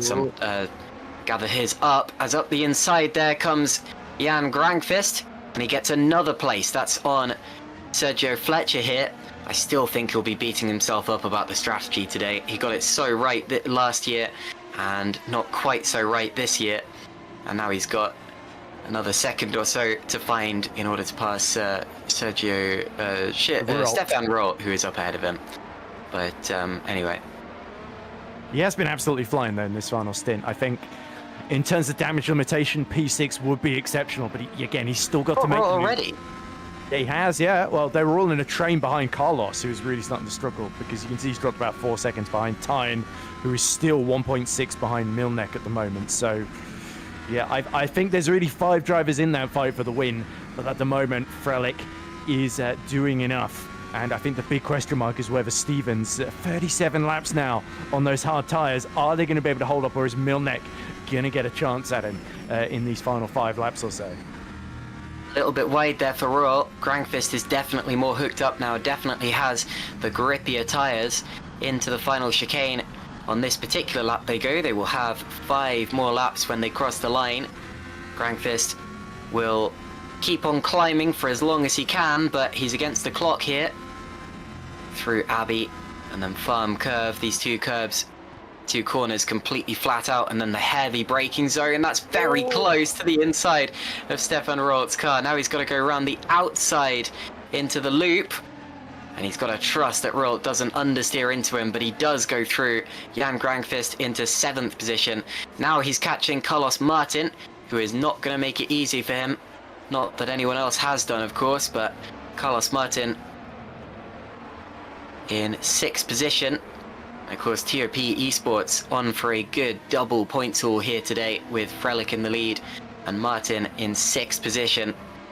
And here are those leaders yet again. I was going to say, actually, Munier got very close to him on the last lap. I noticed on the top right of that interval screen, the interval got less than 0.3 of a second, or got under 0.3 of a second. I think he's still too far back again, but if you ever see it get less than a quarter of a second, that's normally attacking range. That's normally when you should start panicking, because the move is either in progress or about to happen. And Jan Grankvist has just got past Carlos Martin there. Does make the move for P6, and I think there was also another move a little further back as well. So I saw a quick flicker of the order. It was Machete on Panzer. So the 2 Adonis cars swap positions. And that makes sense, because I think Machete has got, about 10, 11 lap fresher tyres. So it's absolutely the better player. They want to steal 9th from Fletcher. And the pack's still bunched up here, of course, so there could be quite a number of positions yet to be decided. The problem with Grankvist now, of course, is he's still lapping very, very quickly, but he's not going to bridge that 5-second gap to Jarl Tyne, and even, in fact, lost a second getting past Carlos Martin the previous lap. But now Tyne, if anything, being slightly held up by his teammate Stevens and Milnek in this sort of train as well. So, Tom Stevens has driven really, really exceptionally. Jarl Tyne very, very strong as well. But now that it'd be ideal for THR to let Tyne through at this point, wouldn't it, to challenge for the lead? But of course they got Milnek in between, which is putting a spanner into that plan essentially. So we are going to get a photo finish here, but it's a push to pass battle, I think, between Frelick and Moynier, and Frelick is absolutely nailing his exits here into the high speed corners, and here comes Tyne. And Tyne up the inside. Remember, he's come from all the way down. I think it was 26th on the grid. Oh, a little bit of contact there with Winnick on the exit as Winnick comes across, and a massive dive into the Vale chicane. Goodness me. He's going to be on the inside again. It's a through comes Hamilton moment, and he touches with Winnick once again. They touched about 3 or 4 times in the space of about 3 corners. And it's amazing that neither of them went spearing off into the undergrowth, but Winnick is still in 4th position, Tyne in 5th. Winnick has lost the DRS of Stevens in front of him as a result of that, but I think that what matters more is that they didn't end up having a crash. Yeah, I think Jarl Tyne trying to dive up the inside there into club, but Milnek saw that coming from a mile away and just absolutely held his nerve, wasn't afraid to get physical there. And of course, he's fighting for a championship. He knows that he cannot afford to give up that 4th place to Jarl Tyne here. So, the HRT man needs these points, not just in the team's championship, but to try and keep Moynier in sight as they hope to both be the ones that are going to challenge Grankvist's score in these next 2 races, of course. Frelick, this could be a really, really big moment if he can hold on here, but Moynier is going to throw absolutely everything if he's got any push to pass left. Now is the time to use it. It really is. Of course, the question is if any of these drivers have push to pass left, and you can see how defensive Winnick got there. He's clearly under threat from Jarl Tyne, and I expect a similar thing was going on just ahead on the road between the leaders. Loic Mounier here will have 2 more laps, 2 more opportunities to get past Shimon Frelick and take away that lead. This reminds me of a year ago where Grankvist and Panzer were right together all the way through the last 10-15 laps of the race, and yet Panzer was just not quite quick enough to challenge Grankvist, had to settle for that second position. This year, Frelick looks to have it all sewn up, providing he can keep doing what he's been doing for the whole race up until this point. Meunier, of course, started ahead of Frelick, but Frelick got ahead in the first couple of corners. Sven Schubert here scrapping with Chris Shepherd over 12th place. Points go down to 15th, so this is important. On the outside now is Sven Schubert, and Shepherd gets the run. Oh, and over the grass goes Schubert and rejoins nearly into the side of Schubert's. Oh my goodness! And there, wow, slots it through the middle. Good. Wow, great move there from Sven Schubert. And dropping down is Chris Shepherd. Yeah, Shepherd's. And now this is both of the FTRs versus both of the Red Archers, isn't it? Because you've got Lucas Murno in this as well. Yeah, 30 laps Shepherd has done on those tyres. Just able to hold on from Murno there. Murno will be ruining that broken knee of his. There's a little moment in the background between, I think, Marquinez and Fischer. Marquinez goes all the way into the runoff at Cops there, but seemed to survive. Marquinez actually just set his personal best lap of the race, and all of the top three set their personal best laps of the race that previous lap. Frelick, Meunier, but Stevens a little bit slow. He's dropped out of DRS range. Final lap now, and Frelick has just got to hold on.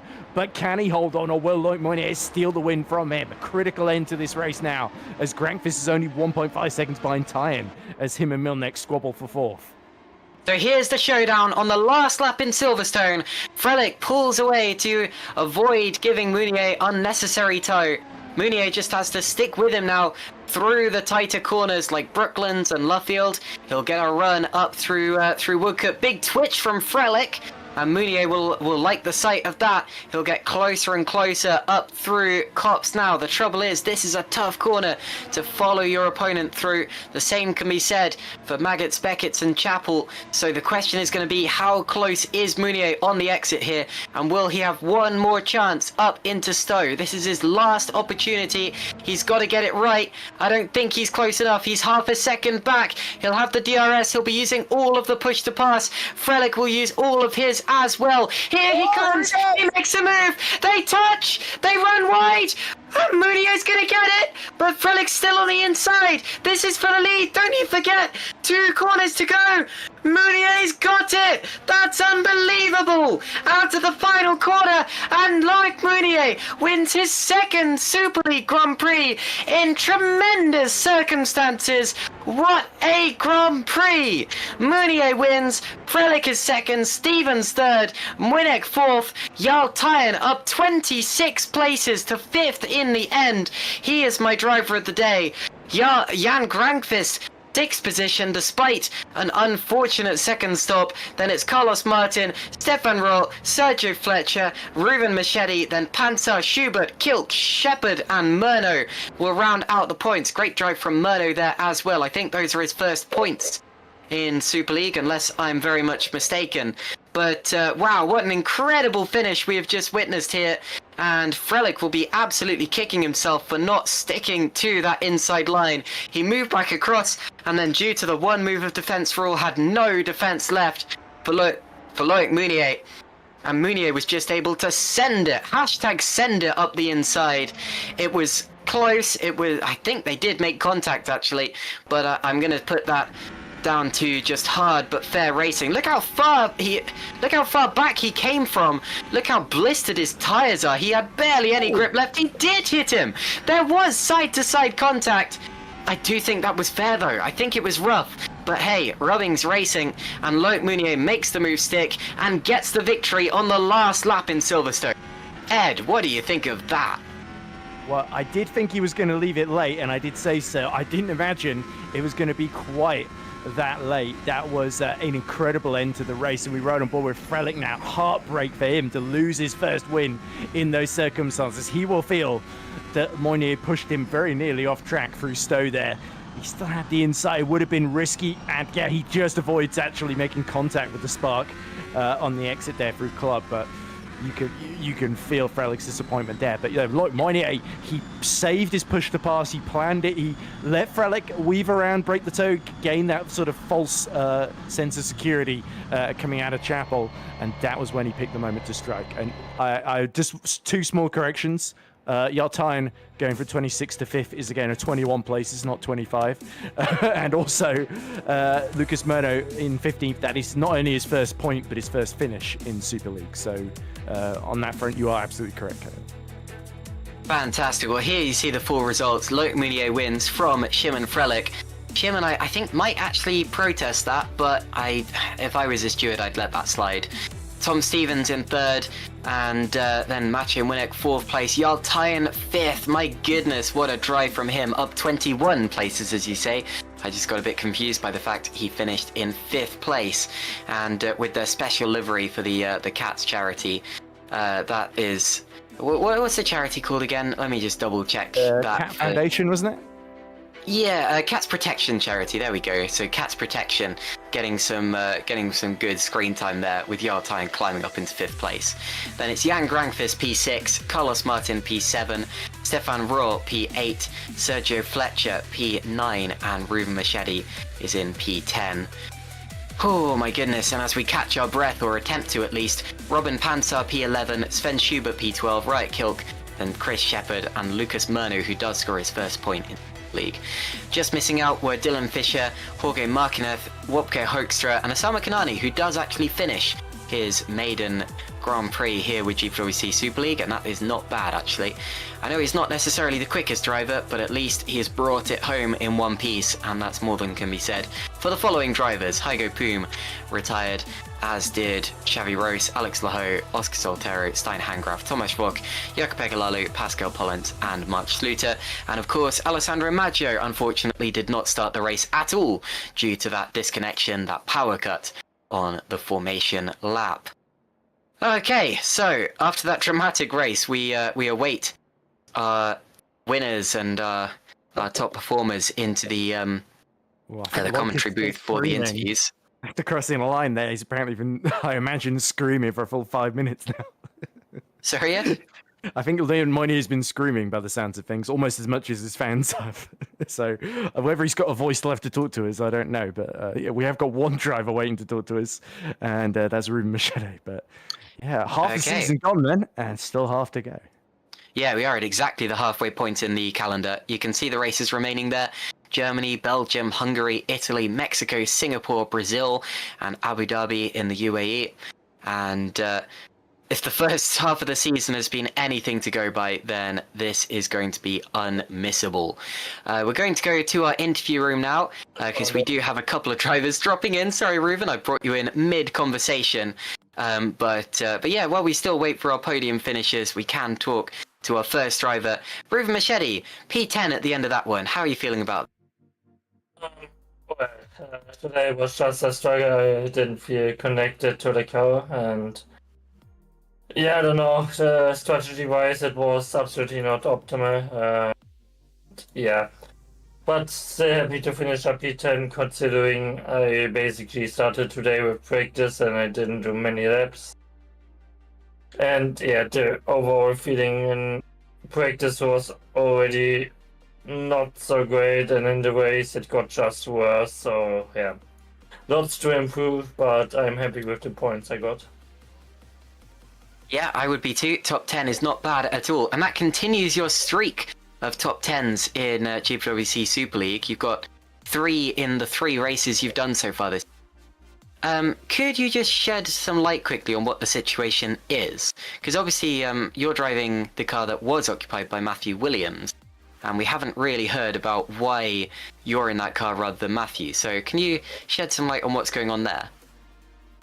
Well, it's just that there was needed an emergency driver because Matthew Williams decided to step down from his driver. I was like, yeah, this is not a bad team at all. Long lived in GPV, but yeah, last 2 races the car wasn't one of the best cars, was small midfield car, and I think I did a very solid job considering that I'm not even driving in this league, and driving for Optim and Superleague Championship, still chasing to get both titles with the team.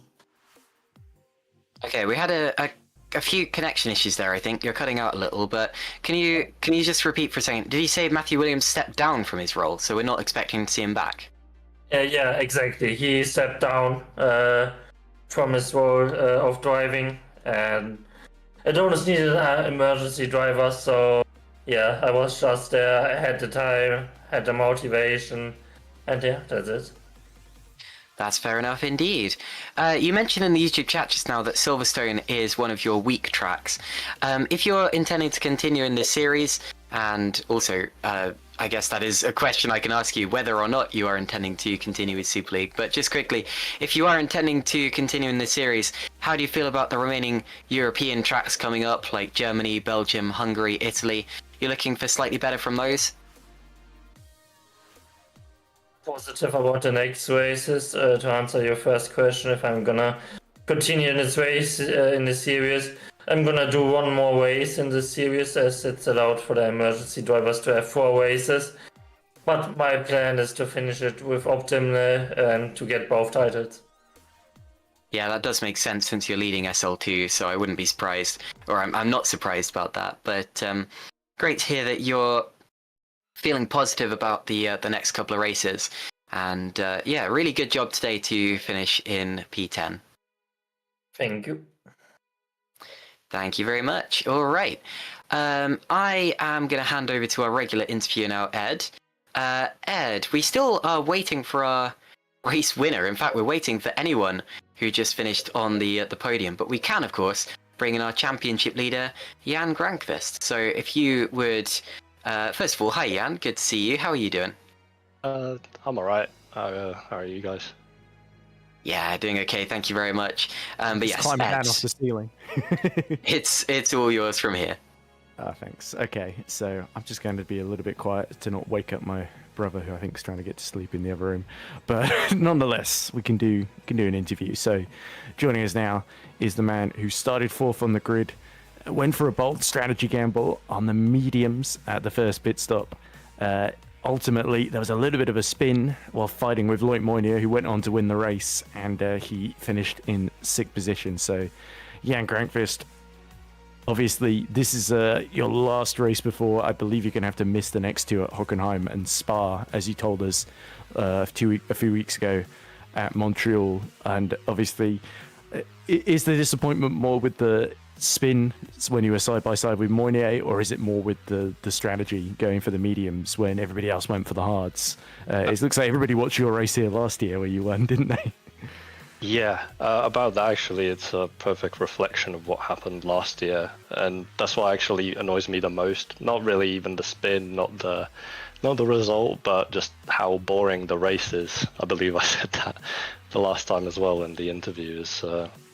It's you just sat behind in the DRS, and if everyone else around you is also doing the one stopper, then GG's, because you're not going to find a way past people even with push to pass.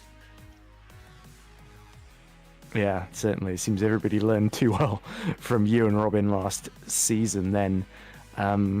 So just reflecting on things as a whole then, obviously today didn't quite go to plan, yeah, but you put in some amazing pace, and P6, considering how much ground you lost, that was a really, really strong recovery drive.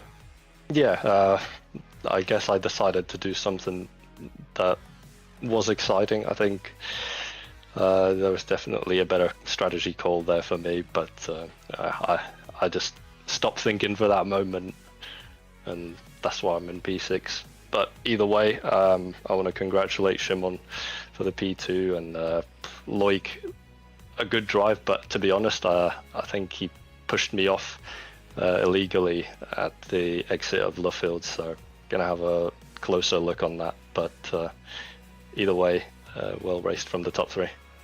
Yeah, I imagine Simon it was new Tom grievances with him as well. It was Tom Stevens who was in the podium as well, right?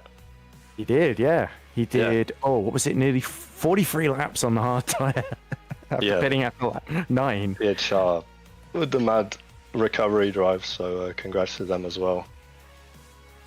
Wow, okay. do you have any final thoughts, Jan? Obviously, we're not going to hear from you in the next 2 races, presumably, but it's a 17-point championship lead in the drivers over Loic at the moment.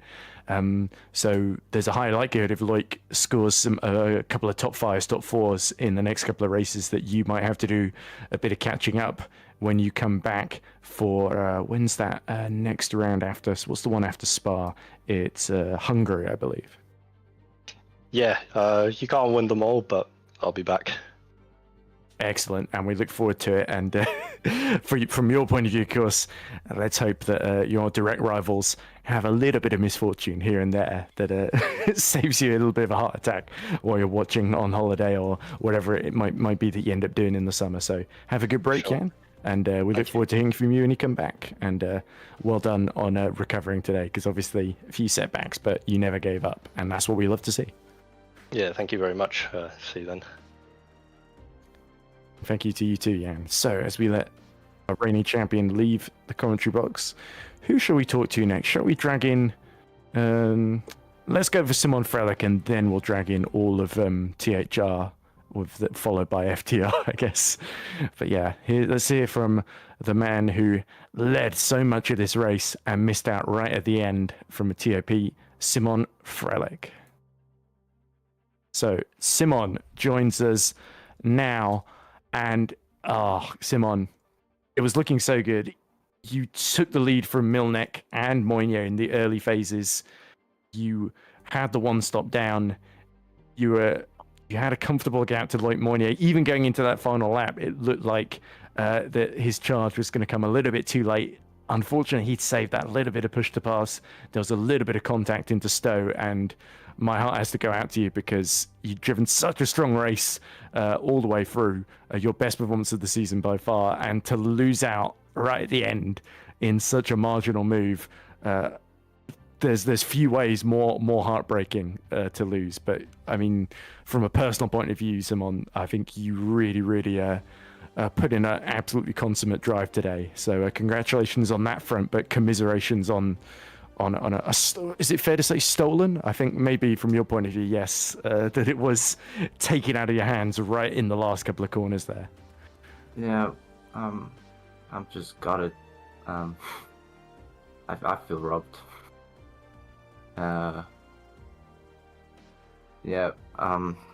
After Canada, I thought that, I needed to put a lot more work for future races, because for Canada and USA I didn't really practice that much, and it showed in the race. You could see I was leading in USA, and then I just dropped like a stone. So for this round, it was a focus on the race pace, and it seems to have paid off. Led nearly the entire race, only the first stint and the final lap. I didn't need. Yeah, with the track like Silverstone, I think Carlos told me, I remember him saying that this is the circuit where the braking is the least important of the entire calendar. So you could see that this was just one big DRS train. You can't run away, and when you're following someone in the DRS train, you just save up the tires, and whoever's leading is always at a disadvantage. But my tire wear was pretty good. I wasn't overusing the tire. I was pretty much on target when we finished the race. But yeah, the final lap, it wasn't a matter of me not having pushed the pass, because I burned push the pass through the entire straight until the braking. But yeah, I guess my exit wasn't the best through Maggots and Beckett's. My rears were starting to feel the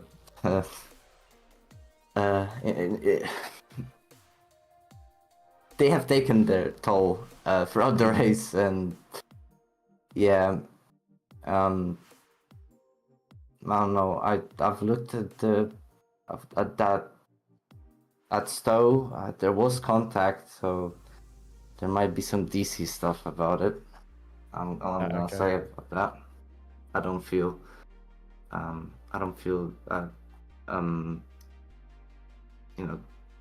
it was a fair overtake. And Okay. and I'm just gonna say like oatmeal for Turkey, because he pretty much did the same thing. He does have a habit of breaking quite late and then hoping that he makes the apex sometimes, and sometimes the rear doesn't and the front does. But yes. Anyway, obviously, you're gonna follow the reports, and it sounds like you weren't the only one that was a little bit annoyed. We talked to Jan, who also had a bit of a battle with Loic earlier. But yeah, I've seen that in the mirror. I have not seen the incident closely. I've just seen that they were side by side, and Jan was kind of dragged by him, I guess, and spun off. We've seen on board with Jan. It feels that he went side by side and also had a little bit of wheel spin as well. But there might have been some contact too, as you say. Okay, I haven't seen the incident, so I'm not gonna judge it. Yeah, but in terms of the battle with Moynier, my final question was: there's a couple of times early in that final stint on the hard tire where Moynier was opening DRS and then closing it. He was deliberately backing out of a move into Stowe a couple of times, and I sort of speculated in commentary that he was going to wait until the last couple of laps. I didn't think he would wait until the very, very final lap, so he did sort of go for it in the cruelest way. Did you feel like he was waiting for right till the end, or was there a sense that you were expecting him to attack a bit earlier? I expected final lap because, like I said before, following the train is just a win-win. You can easily keep up with the leader and you save tire wear. So by overtaking on the final lap, you're maximizing your advantage over the leader of the train. So yeah, that's what I expected to happen. But yeah, now time to focus on Nürburgring. Exactly, and some good news, by the way, Simon. Just to interrupt you, you're actually third in the championship now in the drivers. You are 5 points ahead of Tom Stevens and 16 behind Loic, who is 17 behind Jan. So you're right back where you want to be. You're right in the mix for this drivers' championship with Jan having to miss a couple of races. Yeah. Though. Yeah. Next round is gonna be tough. No upgrades for 2P. And I'm gonna take a very old engine. So it will not be a pleasant experience, but I'll try to maximize points there as well. Yeah, I think you might not be the only one that's running out of fresh engines at this point in the season. I'm not running out of them. I still have. What round is this? Round 8. I still have 3 fresh engines. All right. It's just you have to save them for later, like Monza, like Baku, that sort of thing. Like an engine is 3 races, so you have the engine has a lifespan of 1 race. You have the best engine. The second race of the engine is like you're losing like a 10th, and per lap, and the third race of an engine is like 2.5 tenths off. So yeah, you have to strategize which circuits will need the power, which don't. We thought that Nürburgring is, a track with not a lot of straights, so we thought an older engine would lose us less time there than if we would take it on another track. But yeah, we're just following the engine plan. Exactly, yeah. Unlike, I know Jan has made a habit of at Superventure occasionally. There's a couple of races where he just forgets to change the engine, so you'll turn up at Saudi Arabia with a severely worn engine because he just forgot to change it before the race, which is kind of funny. But yeah, TOP do silly stuff like that. Even though Superventure is, of course, a top team, and I shouldn't be disparaging them because Jan, as we know, absolutely knows what he's doing. But anyway, Simon, just to close, I think despite the ending to the race, incredible drive, and whatever happens in the stewards room, you've really, really taken a huge step forward today. I want to say well done nonetheless on the amazing drive. I'm sorry that I can't give you the win. If I could, then I probably would. But unfortunately, I had to call what I saw on track. And but nonetheless, I think you really, really impressed a lot of people today. And yeah, there are a lot of people that have got bearing their hearts out to you, and I think justifiably so, because you put in an amazing performance. So thank you for that. Thanks. Right, as we let Simon Frelick leave with his second place trophy, at least provisionally for the being, let's drag in the THR team to save a little bit of time here. So we'll now talk to drivers Tom Stevens, who was third, Jarl Tyen, who finished in 5th position, and team principal Toby Davis.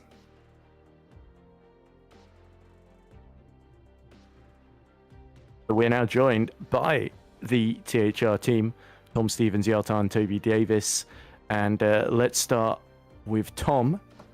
So Tom, it was a interesting strategy. You start, I think it was 16th on the grid, was it? Just outside the top 15. 14th. Yeah.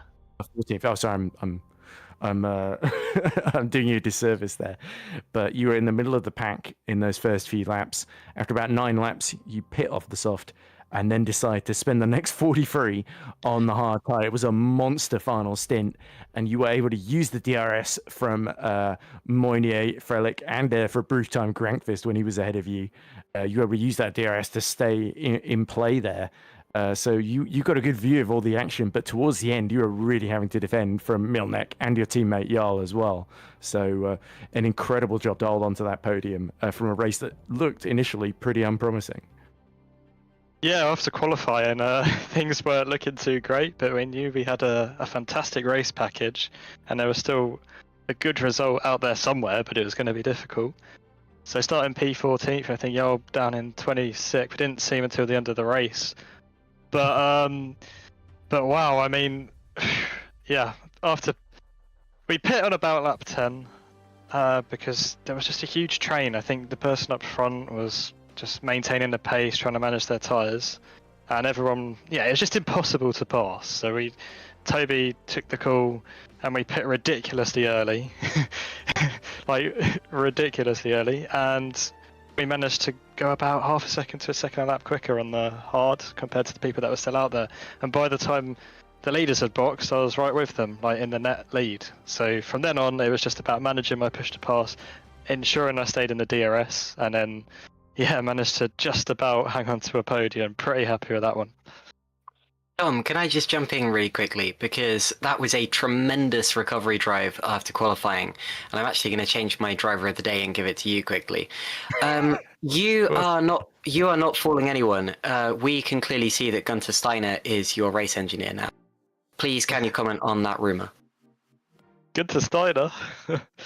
Well, my door is still intact right now, so Kevin Magnussen's not around. I don't know, but yeah, today the strategy was, it was spot on, and we had to do something a bit unorthodox. And I just want to say, fantastic job to everyone in the team. Everyone they performed exactly as they should have done. Toby did amazing strategy, good calls off the top of his head in a tricky situation, and Jarl, just hats off to Jarl for coming from about 26th on the grid to right behind me. So I'm really happy we managed to turn this race around on its head, because after qualifying it wasn't great, but the result I'm really happy with, and hopefully we can keep this momentum going on to the next one. Yeah, Tom, so in terms of the championship, looking ahead to Nürburgring, you're back up to 4th in the standings. You are 5 points behind Simon, and about 1 ahead of Milnek, and about 12 ahead of Jarl Tyen, your teammate. So at the moment, with Jan missing the next couple of races, this is the moment where you start to strike and get revenge for missing Montreal. So this is where your Gunter Steiner good luck is surely going to come back into play. Yeah, I'm looking forward to the next few rounds, and well, I'm really not paying attention at all to the Drivers' Championship. I just want to make sure we can get this team's title in the bag, and I'll see whereabouts I am going into the final leg of the season.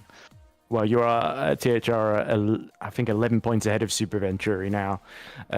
but it is going back and forth every race, it would seem. So, yeah, certainly THR needed to build up some momentum, and you did a brilliant job at that today. Anyone you want to shout out before we move on to Jarl? Yeah, I just want to say big thanks to the team, and yeah, that was a really good one. Yeah, let's go. Absolutely. And it's great to have you back, by the way, Tom. We did miss you at Montreal.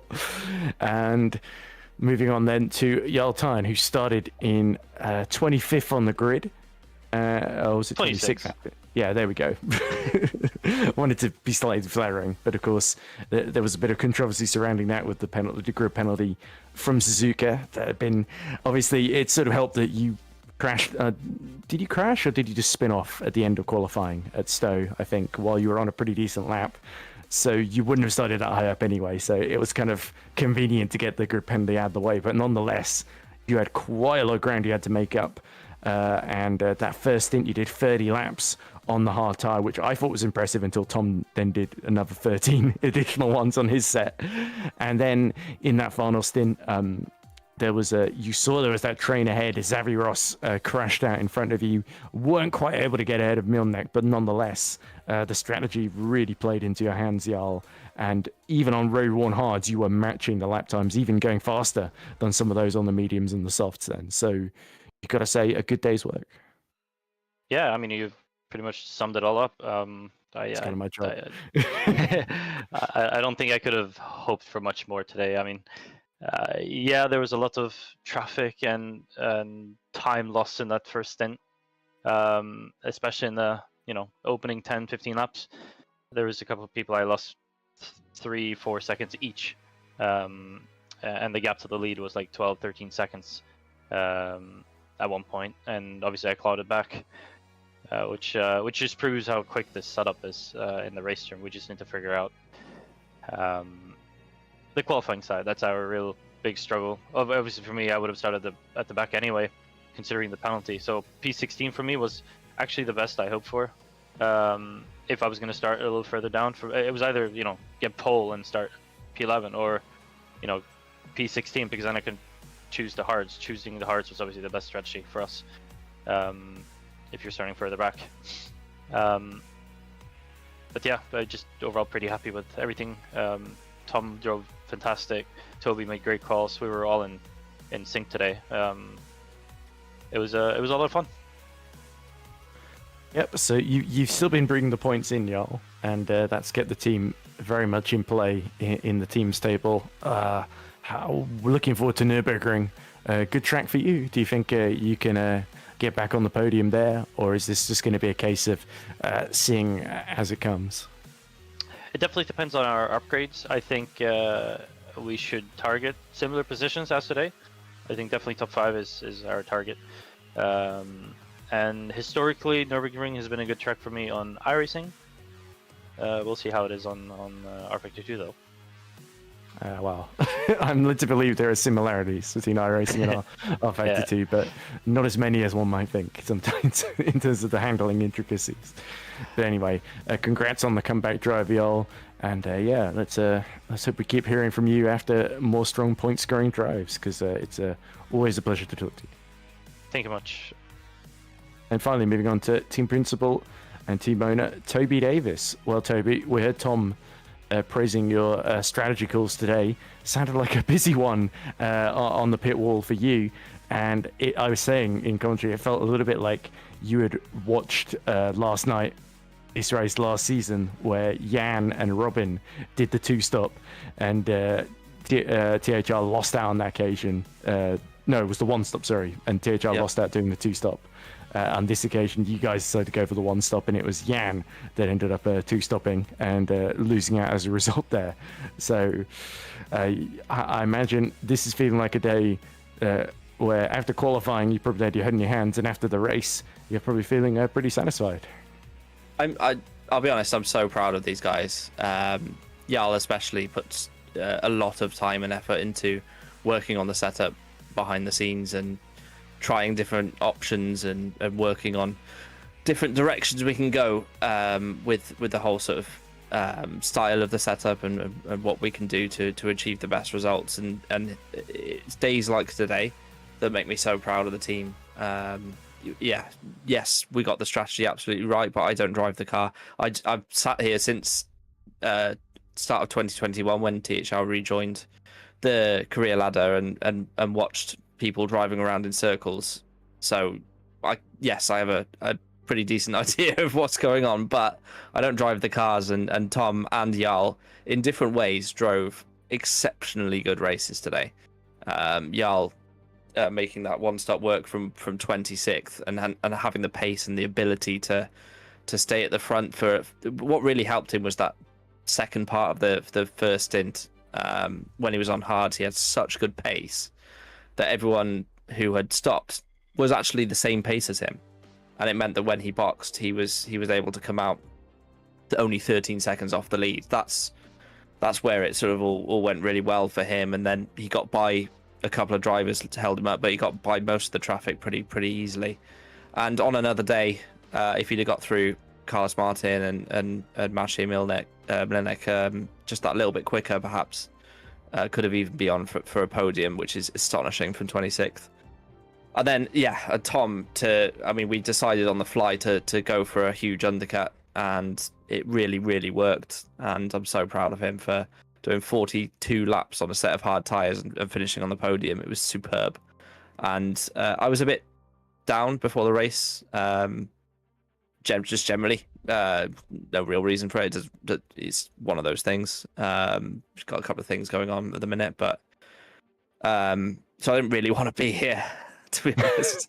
It's boiling hot in my attic room, and I didn't want to watch. I knew Jarl had a penalty and stuff, and I was a bit grumpy before the race started, and I'm so proud of these guys. It means a lot to me to watch the team that myself and Chris Butcher started in 2010 still being able to do what we can do. And I know we didn't win the race, we didn't get a 1-2 like we did at Saudi, but this is a better race than that was from a where we started on the grid to where we ended up. And and the way the team communicates and the way we operate is just so good. And I'm a bit emotional about it, to be honest. Yeah, and so crucial with basically the lead driver of your main rivals missing the next two races. There's every chance THR could build up a big lead if they do well at Nürburgring and Spa. Yeah, we take each race as it comes. If someone misses a race, then it's obviously advantageous and we want to take advantage of it, but we're not looking at that right now. We just take each race as it comes, and hopefully we can extend a championship lead. But it was an important race for me today. It's FTR run a special livery, which is in honor of my grandmother, and cat's protection is something that's very, very close to my heart as well, and to have that as the charity for the THR livery as well was important to me, and I'm just glad it was a positive outcome for kind of both THR and FTR, the sister team, today. So. Brilliant. Well, I know, as you said, very, very hot day, and this is probably the last place you want to be. So thank you very much for talking to us, Toby. And I know you said earlier you weren't the one driving the car. When we're doing FS2 and I'm talking about how my drivers are doing, you'd be forgiven for thinking I was the one in the car, given the way I talk about it and seem to take all the credit. So I guess you sort of showed me how to be a proper team owner. But no stress. It's I'm just so proud of these guys, and as a team, as a whole, I think we really hold ourselves well in the community and stuff, and always try and help and all the rest of it. So I just love it. Right. Well, I think that's probably the final interview we're going to do, because no sign of Loic Moynier anyway. The only other drivers we haven't talked to are Sergio Fletcher, who finished in a P9, and Alessandro Maggio, who didn't start the race, so I don't think he would have a whole lot to say, poor Maggio. So I'm afraid we're probably going to have to let you go. So thank you very much to the entire THR team for talking to us. Well done on 3rd and 5th. A load of places gained from where you started, and that's becoming a bit of a theme this season. The THRs slowly gaining places and becoming a major factor in all of these races, which of course you'd expect, given they are the 2-time reigning champions fighting to be thrice champions in a row, which would be quite extraordinary. So as we let THR leave, I think I'm going to reintroduce, well, she didn't really leave, but I'm going to reintroduce our lead commentator, Caitlin Penny. So some interesting thoughts there. Obviously, Simon, understandably disappointed and downbeat, despite a very, very strong performance in P2 there, just to miss out to, like, at the end there. Jan, a little bit downbeat, but I think could still take a bit of comfort from the fact that his strategy was probably the wrong one, but he still got a P6 out of it when it didn't look that promising when he came out that final pit stop. And yeah, I think those were the two interesting takeaways I had from those interviews. Yeah, Shimon sounded absolutely gutted, but he shouldn't be, because that was still his best result in Super League. And I know that they say second is the first person to lose, but realistically, you got to take it for what it is. A fantastic drive that deserves some Him and Lloyd praise. put in an amazing show as well. Exactly. Which, we both enjoyed, I think. I can't speak for you, but I enjoyed it. I very much did. Some quick comments from Loic, because I was messaging him as we were talking. He says, I can't make any voice comments because I'm unable to come. Congratulations to the lead group and TOP. They worked really well out there. So Loic, accepting the appraisal, but also giving congratulations to everybody else who did a good job in this race. I would like to thank everyone who tuned in, also everybody who came in to do those interviews just there. Thank you, Ed, for joining me and keeping me company in the commentary box, and thank you, Remco, who was our broadcast director today and provided us with the sights and sounds and replays and everything like that. Thank you to GPVWC, as always, for putting on a show, and if you want to see some more GPVWC action, just keep an eye on this channel. Next Tuesday there will be Formula Sprint 2. Next Thursday there will be Formula Sprint 1. Then you've got the Super Lights the Tuesday after that. And of course the main Super League. Academy should also pop up at some point, but to be honest, I'm never great at keeping track of when the next Academy race is. Just because it tends to be at a slightly different time that you wouldn't expect. But yes, we will have plenty more racing for you coming up. And all you've got to do is just stay right here, glued to your computer screens for several days, and don't go anywhere. All right, thank you very much for joining me, and we will see you next time at the German Grand Prix. See you then.